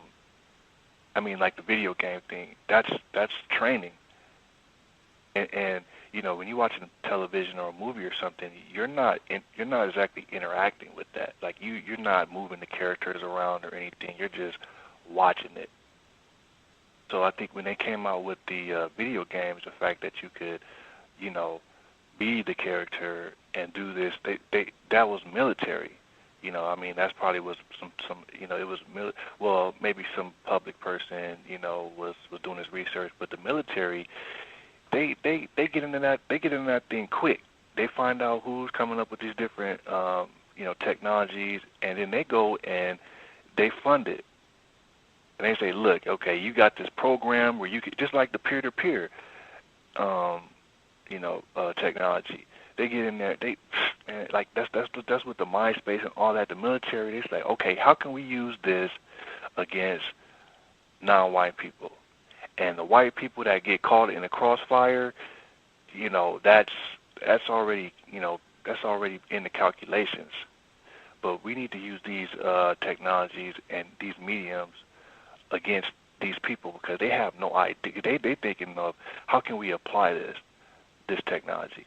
So they thinking of the implications. They do studies. They wire people's brains up to, you know, these little the sensors. And then they put them in front of video games. They put them in front of movie theaters, of a movie screen. They put them in front of television and see what is, you know, like what's going on. Cell phones, they hook them up. All this technology, they study and they figure out what is it doing, how is it working on the brain. They question them afterwards and see how, you know, what's their attitude and whatnot, behavior. So, and then they put it out. They give it to us, and we just gobble it up. And yeah, I just think you know, if anybody hasn't read the work of Marshall McLuhan, I recommend it. You know, it definitely got me from. I mean, I wasn't a big TV watcher in the first place, but like I haven't watched television in a while. Like, and I haven't owned one in over a decade, so because it's extremely dangerous, and it works the opposite to white people than it does to black people. You know, even if they didn't have the black you know, like television shows with all the negativity and stuff, if you understand the medium, they can just put white superheroes, white vampires, and blah blah blah, and it would be like, I would say the effects would be very similar. I mean, the racism, white supremacy would still be as powerful because they see them, you know, because of the medium and them seeing themselves. It's just interesting. I think people need to look into it and get it, and you know, just get an understanding of these mediums and how they work. The content is secondary. Like the content is not the main thing. That's secondary. It's the medium is the main thing.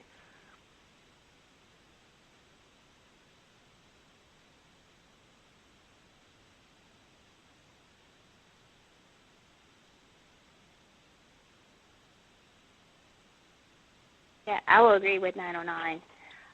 In terms of the vampires, the message behind the vampire movie is white supremacists say, we as white people, we shall live forever. Everyone else shall perish, and we shall live forever and ever and ever by any means necessary. Even if we have to suck the blood out of every living thing on this planet, we will live forever. So that's what I get whenever I see these vampire movies. Because they don't have non-white people as vampires. Well, if they do, it's, I guess the Blade movie. But Blade was supposedly half human, half vampire.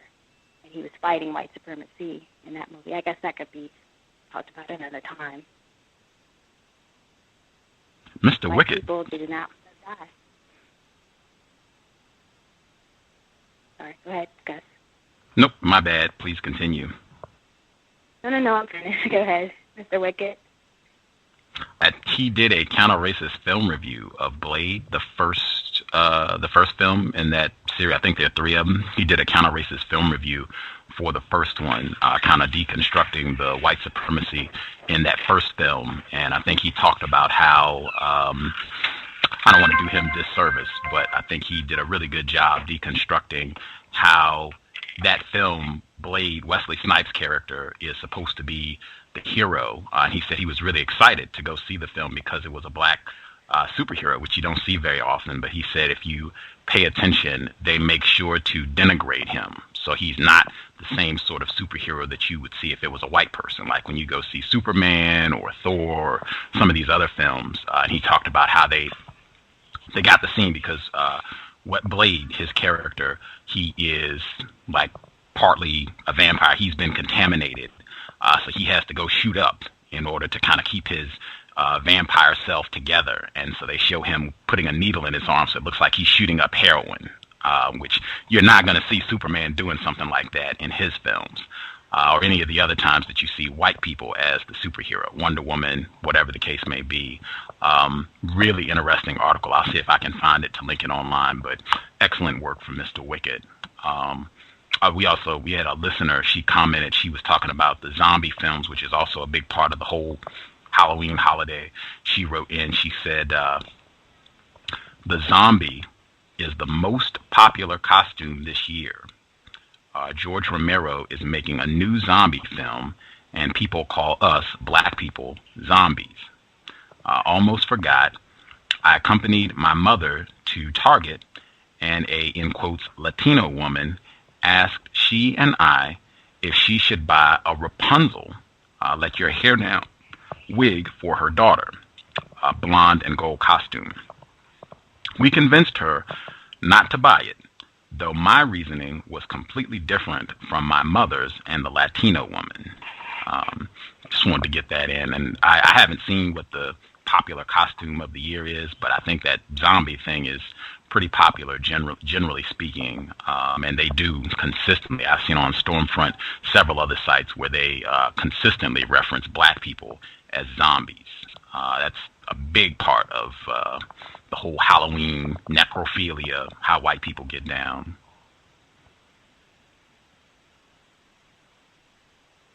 Yeah, the zombie apocalypse. That's the code for black people. I guess Planet of the Apes and whatnot. So if you're a black person and you start hearing zombie apocalypse, and just recognize the code that they're talking about non-white people and black people. The Center of Disease Control actually published on their website what to do in case of a zombie apocalypse. It's supposed to be for preparedness. I don't know if anybody else caught that. It had to be a month and a half, 2 months ago. Wasn't that long ago.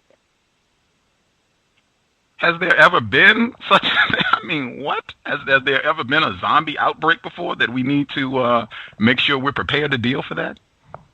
I guess they were, I just guess emphasizing quote unquote preparedness, and they, I guess they were trying to be facetious or whatever. So they said, in case the niggers break out. Yeah, exactly. White people they know what that means. They know exactly what's being said. It's black people that's like, zombie apocalypse, what, you know, they start thinking about what the scientists coming up with some type of, I mean, you know, it just goes straight, you know, sci-fi, you know what I'm saying? But white people, they know exactly what it means. So it's a trip, man. It's a trip.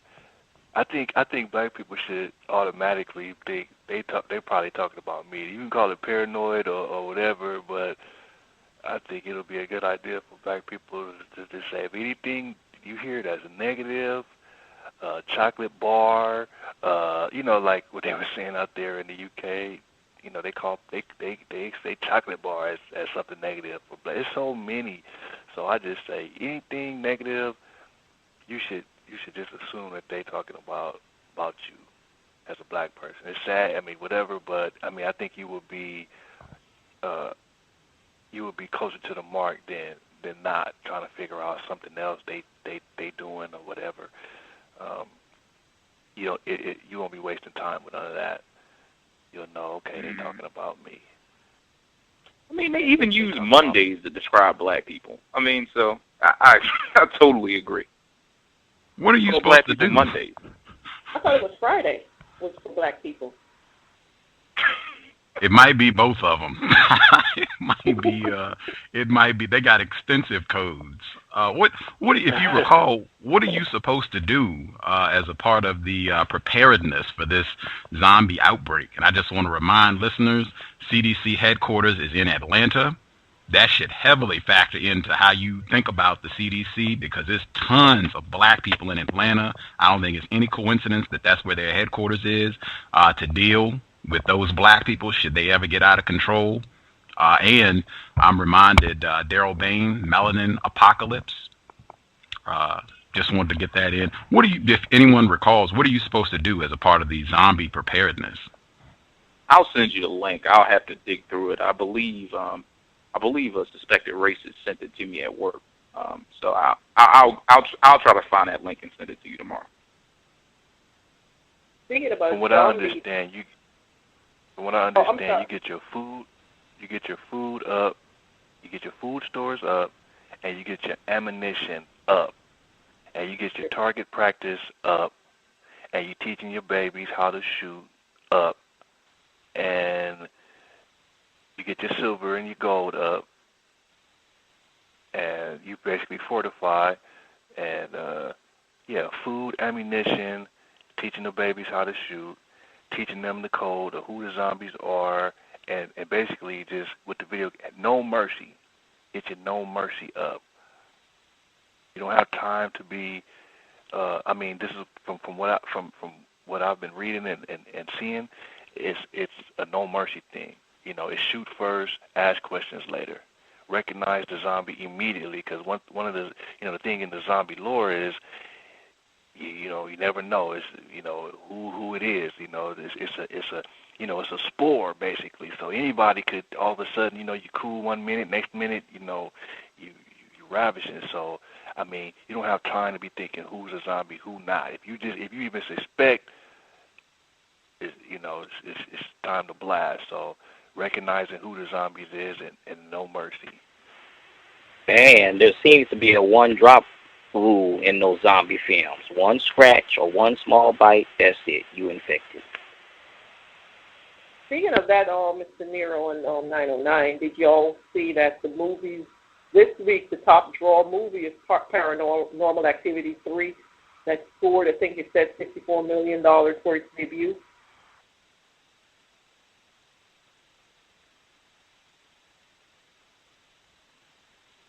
I'm sorry, what was the name of the film again? Paranormal Activity 3, Part 3. I've never seen any of them because I have not been to the movies in years. But I was pulling it up on the page and I looked and it said that was the top draw for the box office.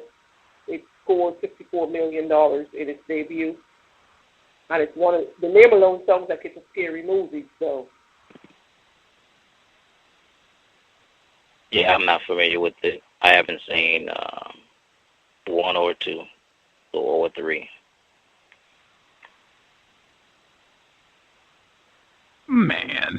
Nero. Oh, Gus. Yeah, I just wanted to. I would make sure I asked. That's because you asked the question, like, what are they supposed to do in the case of a zombie apocalypse, aka Black Uprising? So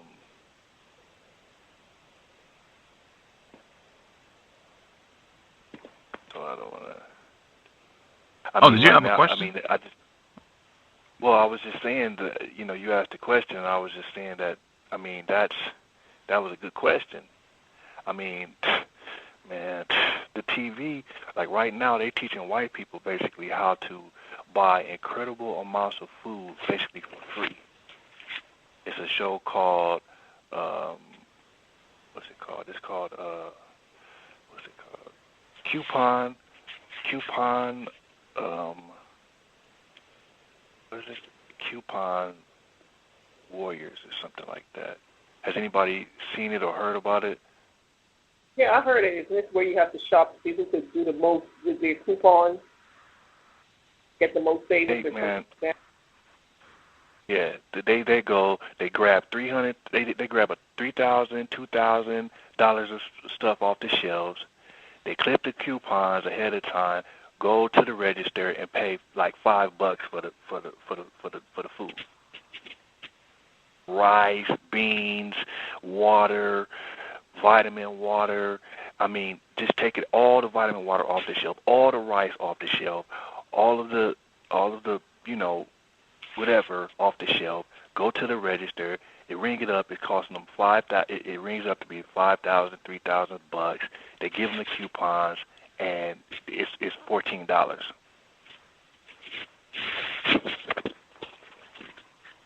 I think it's called Coupon Wars or something like that. Is the name of the show. I watched it once by mistake when I had cable. The pictures I've seen, I ain't seen no black people doing this. Nope. This. I'm just saying, man. It's training. That's why I asked about the video game. They're training them. These mediums, man, are training white people, man. That's all that it is training for them. Putting them in the right, giving them the game plan and putting them in the right mind state. They don't have to do much to them because they already know that they pretty much control all the resources in the world anyway. That's their nature. They don't believe in fractions. They just go and they take everything. And if you try and get just maybe a sliver of whatever it is that they have, then they're going to kill you. Yeah, but it's also their nature to stay ready.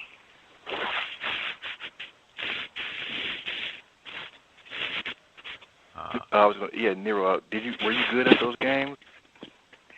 I wasn't as good as some of the other guys because I didn't play it as much as they did.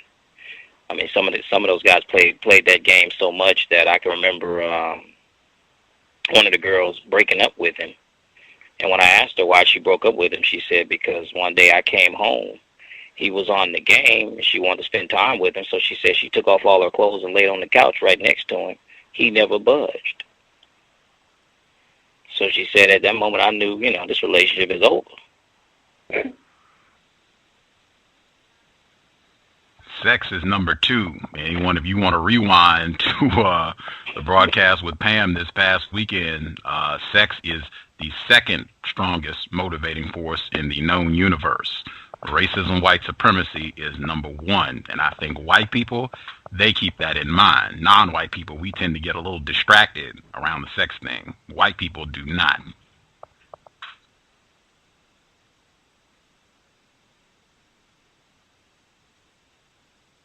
I don't know if any of y'all have ever heard of this memo. You could probably Google it and pull it up. This is a memo that was put out back in the 70s by the big movie Brzezinski. I don't know if y'all have ever heard of this name before, and it's a name that most people should remember because he is one of the architects that has put this global system together. That to put it blankly, he was the person responsible for the Soviet Union splitting up because he drew them into Afghanistan on purpose on a trumped-up situation to get them to come in there, bog them down, and then they were so death-ridden they had no other choice but to go ahead and split up from being the Soviet Union into all of these states that they are currently in right now. That was the big Brzezinski. He's from Poland. And his daughter is on MSNBC with Morning Joe with Joe Scarborough. That's his daughter that's on that show there. But to go back to what I was saying originally, the memo is called NSCM, National Security Council Memo 46. And he was in the Jimmy Carter administration. And this is a memo that he put out to show what the long-term strategy plan was for the African continent as well as for black people in this part of the world and throughout the world where we're located. And one of the things that in this memo that he stressed in the memo was that to support actions designed to sharpen social stratification in the black community, which would lead to the widening and perpetuation of the gap between successful, educated blacks and the poor, giving rise to growing antagonism between different black groups and weakening the movement as a whole. So they have a list of things that they have that they target from black, non-white, throughout the diaspora. And as you were saying, we plan for today, and these people plan for hundreds of years in advance. And if you can Google and pull up that memo and go through, take a look at it, then you would see the plan that they have in place for what's currently ongoing on the African continent, in Asia, and throughout the Americas, where these people have been coming. Well, they never left. They have just doing things in a different way. Now they're doing it. They're more open now to show that, hey, you really don't care if you know what we're doing, because we're in charge of anything anyway. Vicus, I think he mailed me the link, Vicus with Reckless 2.0. He mailed me the link for the CDC zombie preparedness link. I'm not going to read it. I put it in the chat room on the TalkShoe site. I put it in the chat room, the link for it, and I'll put it on the Facebook page for the Cows group and my page. The thing that I noticed, number one, they reference Night of the Living Dead more than once. Which, I mean, that to me is most interesting, particularly since a black male who is not a zombie gets a bullet in the brain in the climax of that film, the original version that came out in the 60s, middle of the Civil Rights Movement, and the updated version that came out in the early 1990s with Tony Todd as the lead character, black male. That is the climax of both of those films, and it shows white people lynching the zombies, rounding them up in trucks, having fun, killing black people, i.e. zombies. At any rate, they mentioned that film twice on the site. I think it's very interesting. They don't have ammunition listed anywhere on the page. Like, they talk about supplies and water, medications, long list of things that, you should have. They have a photograph of a white family gathering and different things that, you should try to have stockpiled and saved up. They don't have any mention of ammunition, which I find that stands out a lot to me, because I would think that would be number one on the list for white people, making sure they got their guns and ammos, Charlton Heston from My Cold Dead Hand, and there's no mention of ammunition. I assume that they know white people are already going to have that taken care of. But yeah, they even have they got a zombie task force. You can get a T-shirt that says you're a member of the zombie task force. Yeah, white people, they are no joke. Again, white people, they kill black people for fun. This article looks like it's written by someone that's a non-white, because the first name on it says Ali S. Khan.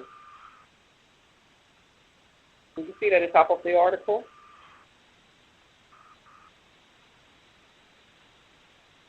Are you talking to me, 404?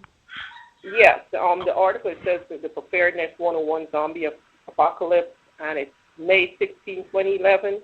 And it says Ali S. Khan, so I'm assuming that this is a non-white individual that wrote this article. He has a photograph. You can click and see what he looks like. He does not look like a black person. I'm not sure if he's white or non-white, but he definitely does not look like a black person. In fact, it reminded me when you mentioned the 4 strategies that Mr. Fuller mentioned, the 4 latest strategies that racist man and racist woman are using. There's an audio clip of him where he actually has 6 strategies. When you mentioned that, it just reminded me where he included 2 others, and the 6 that he listed: sexual confusion, racial classification confusion, which reminded me the person who wrote this report, where you can't really tell, you're not sure if it's a white person or a non-white person, and I'm seeing more and more of that. White sacrifice, racial showcasing, population tailoring, and racial dislocation. Those were his 6 strategies, and I think you see those on display constantly, those 6 strategies being used every day. Just reminded me of that. But yeah, they do have a photo of the person who is reported to have authored that Zombie Preparedness 101, Ali S. Khan, and yeah, his photograph, I'm not really sure if that's a white person or a non-white person. He's definitely not black, I don't think.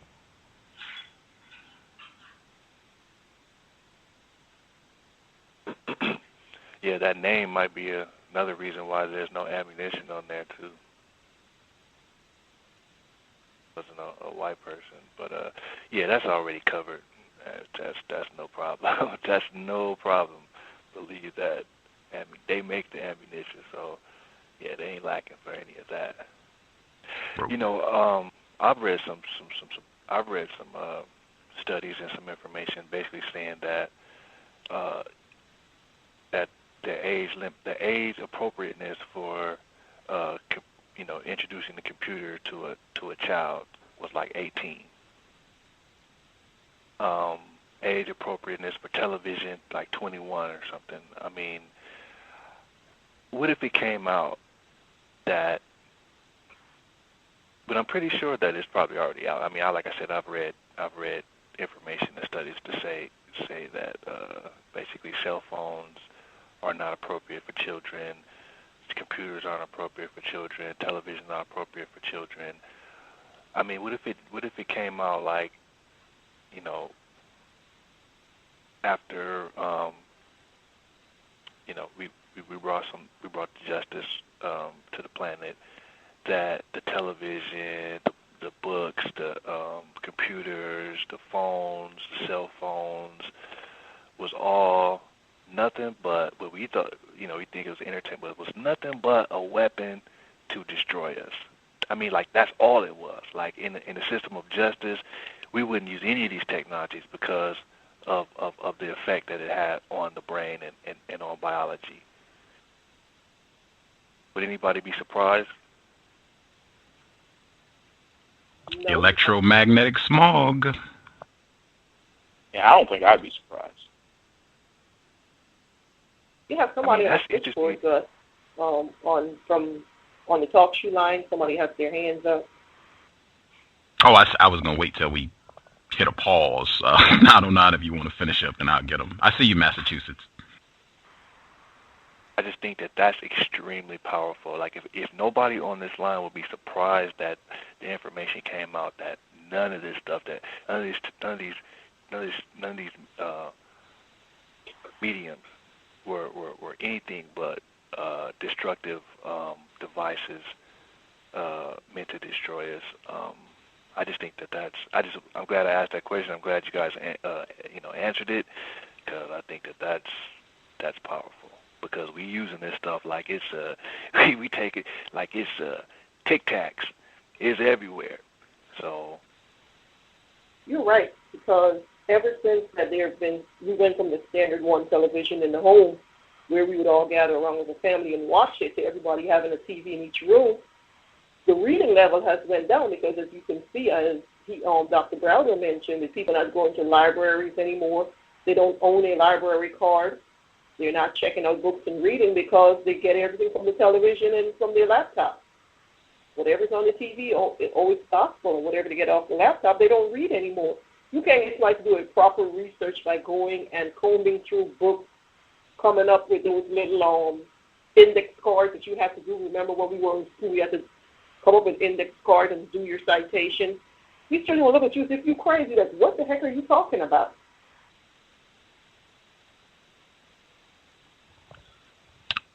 Absolutely. The person that dialed in from Massachusetts. DC, your line is open if you dial back in. DC, your line is open as well. Person who called in from Massachusetts, your line is open. I just wanted to make sure. Never mind. The person from Massachusetts. Massachusetts, your line is open. Can I be heard? Yes, sir. Good to hear from you. Oh, there's some background noise. I don't know if that's you. Yeah, that's not me. I heard it. I heard it too. Oh, okay. Yeah, I'm doing something right now, but I just had to call real quick because conversation y'all having is very constructive. I mean, y'all sharing a lot of good information. All the people on the call right now, they pointing out good things, and y'all were talking about how so-called these Europeans, they stay on a job.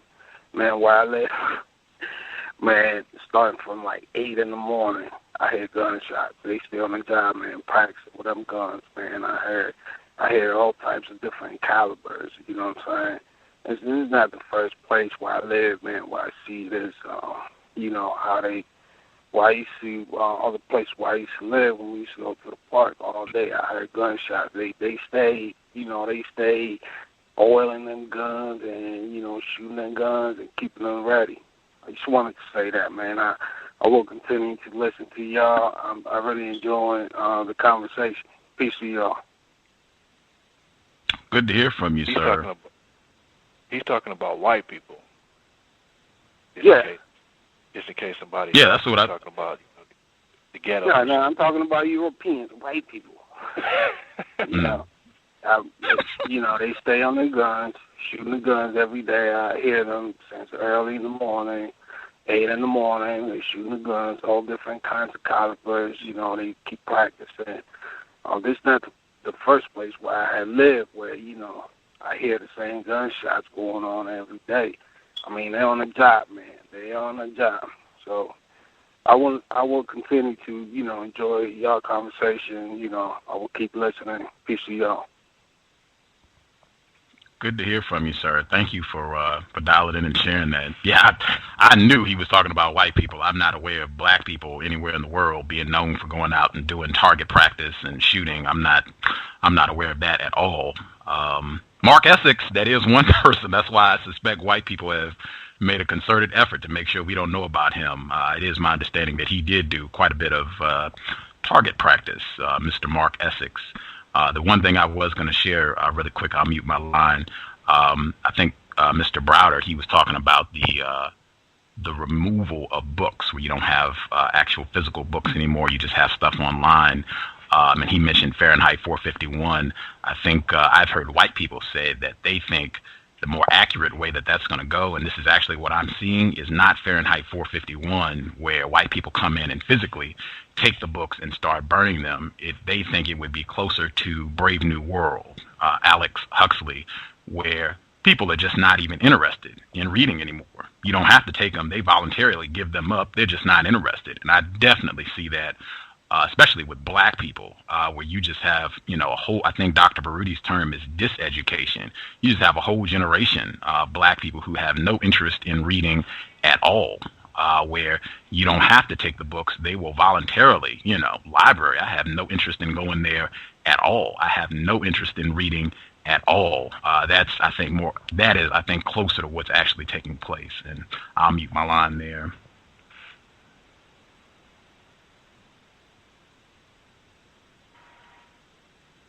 You're right, Gus, because a lot of public libraries, they have cut back on their hours. Most of them used to be open until maybe about 7 o'clock, especially in the summer months. They would open for extended hours. And I've noticed this past summer that most of them were closing at 6 being the latest that they would stay open. So I think when you say, black people not being interested in books, somebody can take that and say, that like black people have a choice. You don't have a choice. You've been conditioned from day one especially like my generation or whatever. When you had I don't know nothing about. Cell phones was already an invention when I was born. TV was already there. So you don't even have a choice. You've been conditioned. Once you was put in front of that television, you can't even read a book. I mean, your attention span is so conditioned not to, you know, like the ICKs and all of that. I mean, that's all destroyed just being in front of the television. And they know that. That's why everything is about entertainment, because that's like Fox News, because one of the biggest draw that they are making, how they make their money, which a lot of people are not aware of, that it's through entertainment. They own like Fox Searchlight, movie production company.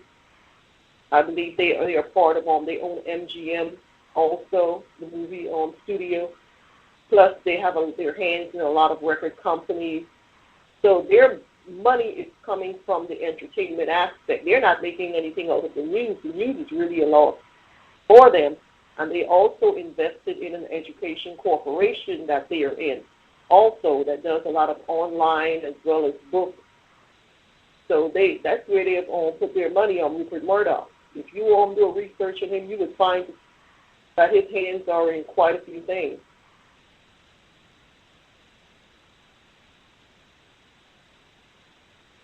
Television equals no reading for your child. Your child watches television and he uses the computer and all that. You basically just can say, you know, that their interest in reading goes down with every program that they watch. You're right, because most 12-year-olds, they probably don't even know what the inside of a library looks like outside of what they might have to go to in school, when they're in school, the school library, but to go outside in public, you check with most children to see if they have a library card. I remember when that was a requirement. Everyone had a library card when we were growing up. We used to walk and swap books. We used to read books, and then we would go and swap it with our friends and just have something new to read. These children don't even know what that is.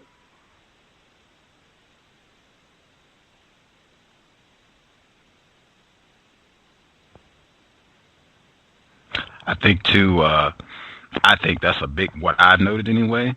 Even amongst black people who do read, reading comprehension has dipped dramatically, and maybe it never was. And again, I say that I don't think we really comprehend when you take a group of people and make it against the law and punishable by death to read.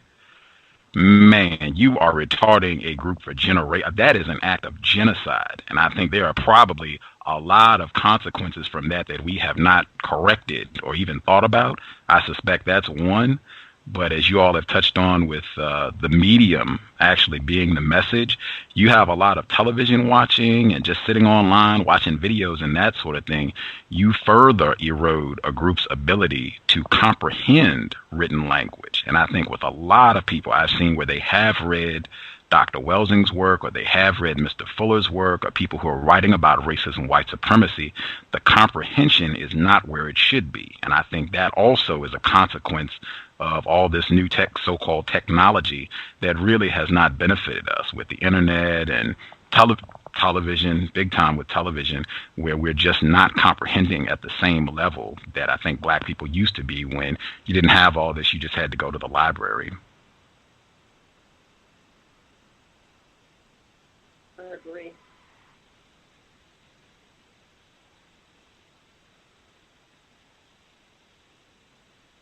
Wow, I just thought of something. Marshall McLuhan. He wrote the book, The Medium. He wrote the book, and his idea or concept was the medium is the message. And I was just thinking that the medium is the weapon. And when you talk about the different calibers, some are. They all deadly, man. 22 is mad deadly. The 22 is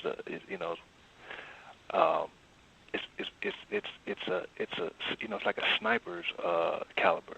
I mean, it goes through the air cleaner, so you can have a small caliber 22, but you can shoot somebody at a longer distance, even if it's a handgun, because it's a small bullet, it goes through the air, and so it's just like they're all deadly, but. It's like the 22 is a long range, maybe a long range type of bullet or whatnot, more accurate.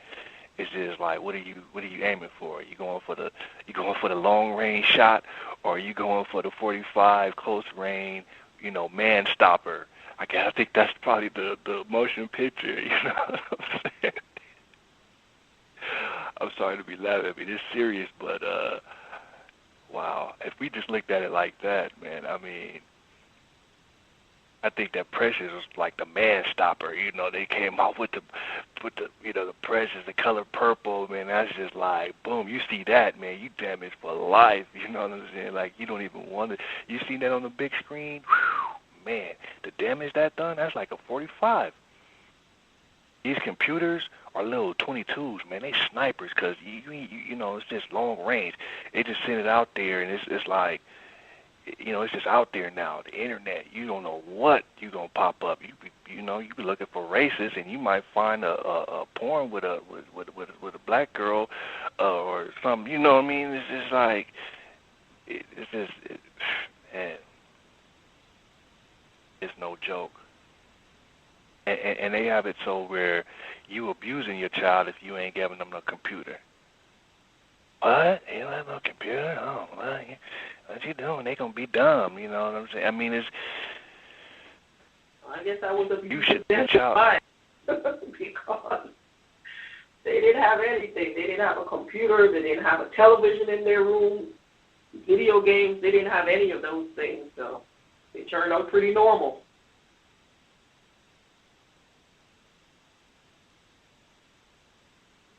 It's a weapon. It's a deadly weapon. Like the age appropriateness for a child on the computer is 21. Like, I mean, they've already got this. They know this information. They know this. It's. I don't care, supervised, non-supervised. I mean, we need to really. Let's be mature. Let's be, you know, it might not be a popular thing to say, just because it's everywhere, blah blah blah. But I mean, this stuff is deadly, man. You're right, because the cell phone, the radiation on the cell phone.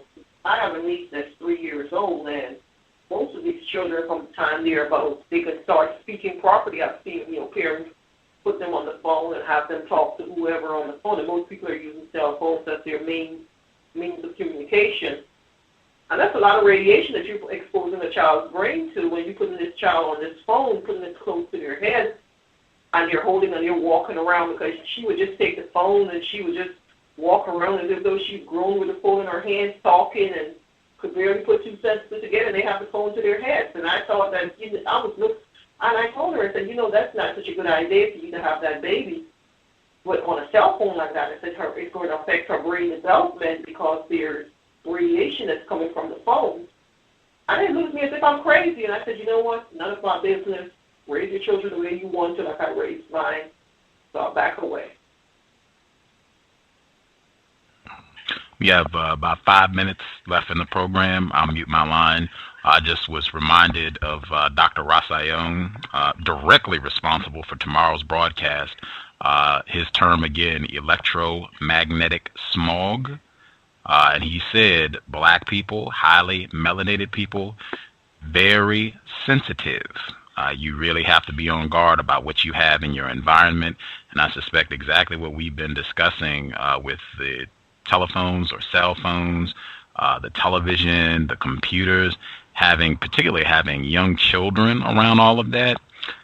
Very sensitive. You can pick up a lot of negative energy, stuff that will interfere with your ability to accurately understand the world in which we live. Electromagnetic smog, his term, Dr. Rasayon, who should be back on the program soon. I'll share Vicus's comment and then mute my line. He wrote in, he said, he was talking about the report on the Zombie Apocalypse 101. He was saying that the document is pretty codified, actually. Shaking my head, white people are more prepared for an imaginary event than non-white people, black people, are for dealing with the people that have their boot on our neck every day.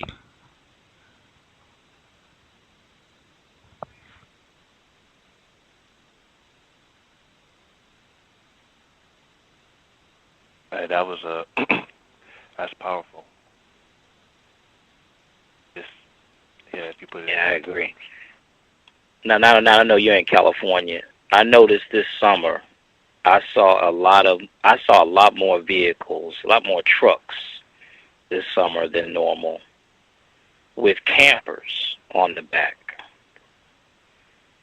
And I had never really investigated it until recently. I started investigating it and discovered that hunters are purchasing these camper shells and putting them on the back of trucks more than anybody else.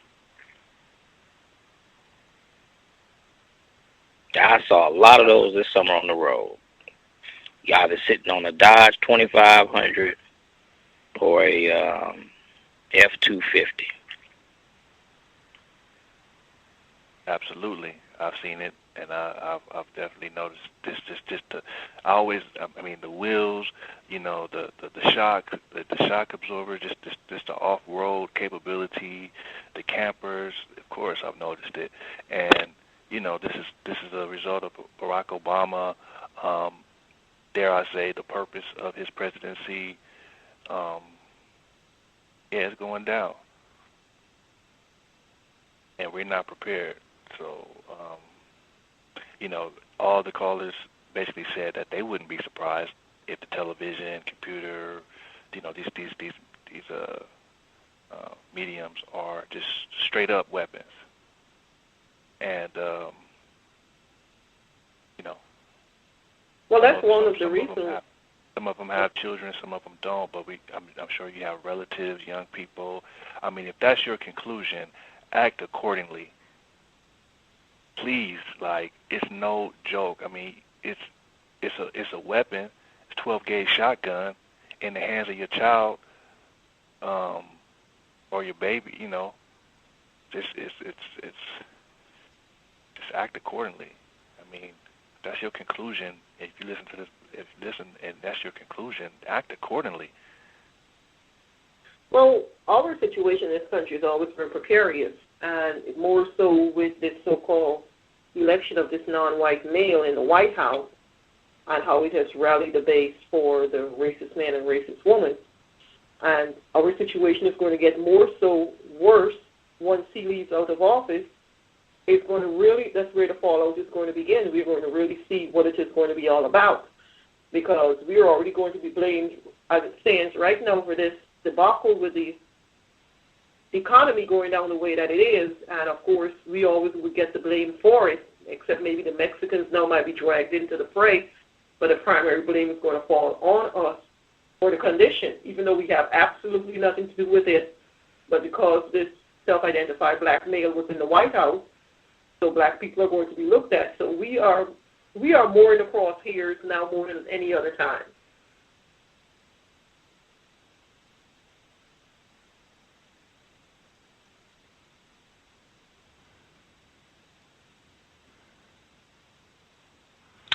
Well said. We will be back tomorrow evening, Monday, October 24th. Dr. Leonard Moore, black male, his book, Black Rage in New Orleans. You talk about black people in the crosshair. That's what his book is all about. Black people in the crosshair from the end of World War II through Hurricane Katrina. Mark Essex, very much looking forward to sharing information on Mr. Essex. I am reminded of Dr. Cambon when he was on the program, and he said, what is suggestions, things you can do to help end white terrorism as soon as possible? Give up your jumbo television. Give up your iPhone. Give up your MP3 player. Simple things. You don't have to go out and shoot up a lot of white people. Simple things. Give up some of these things that we've mentioned, I think people on the call, weapons of racist man and racist woman. Hopefully this program will help us loosen our grip on some of these items, which I don't think are as helpful as we think they are, that racist man and racist woman probably want us to have, because they are destructive and are going to have a corrosive impact on us on many ways that we probably can't even imagine. We'll be back tomorrow. Oh, I'm sorry. Go ahead. I was going to say amen and ashe to that. Not sure what Ashe means, but I've heard it, and there wasn't nobody saying give up your cell phone. So.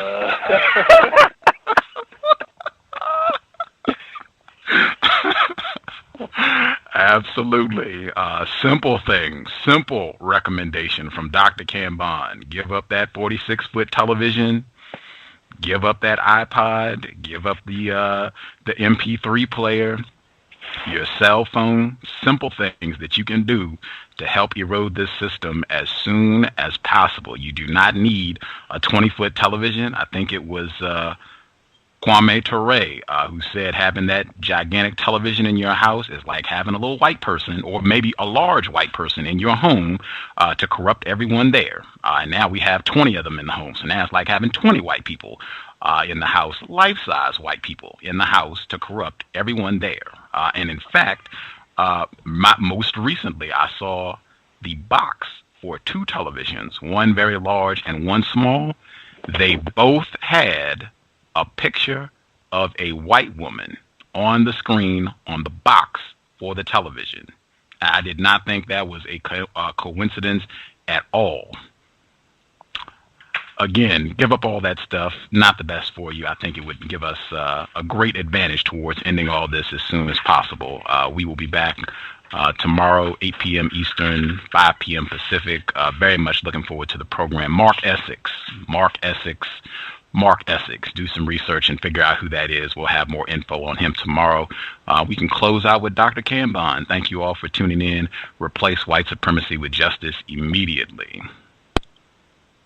Our people are very serious about not being very serious. Meanwhile, white people are very serious about playing hardball against us. And this hardball is called genocide.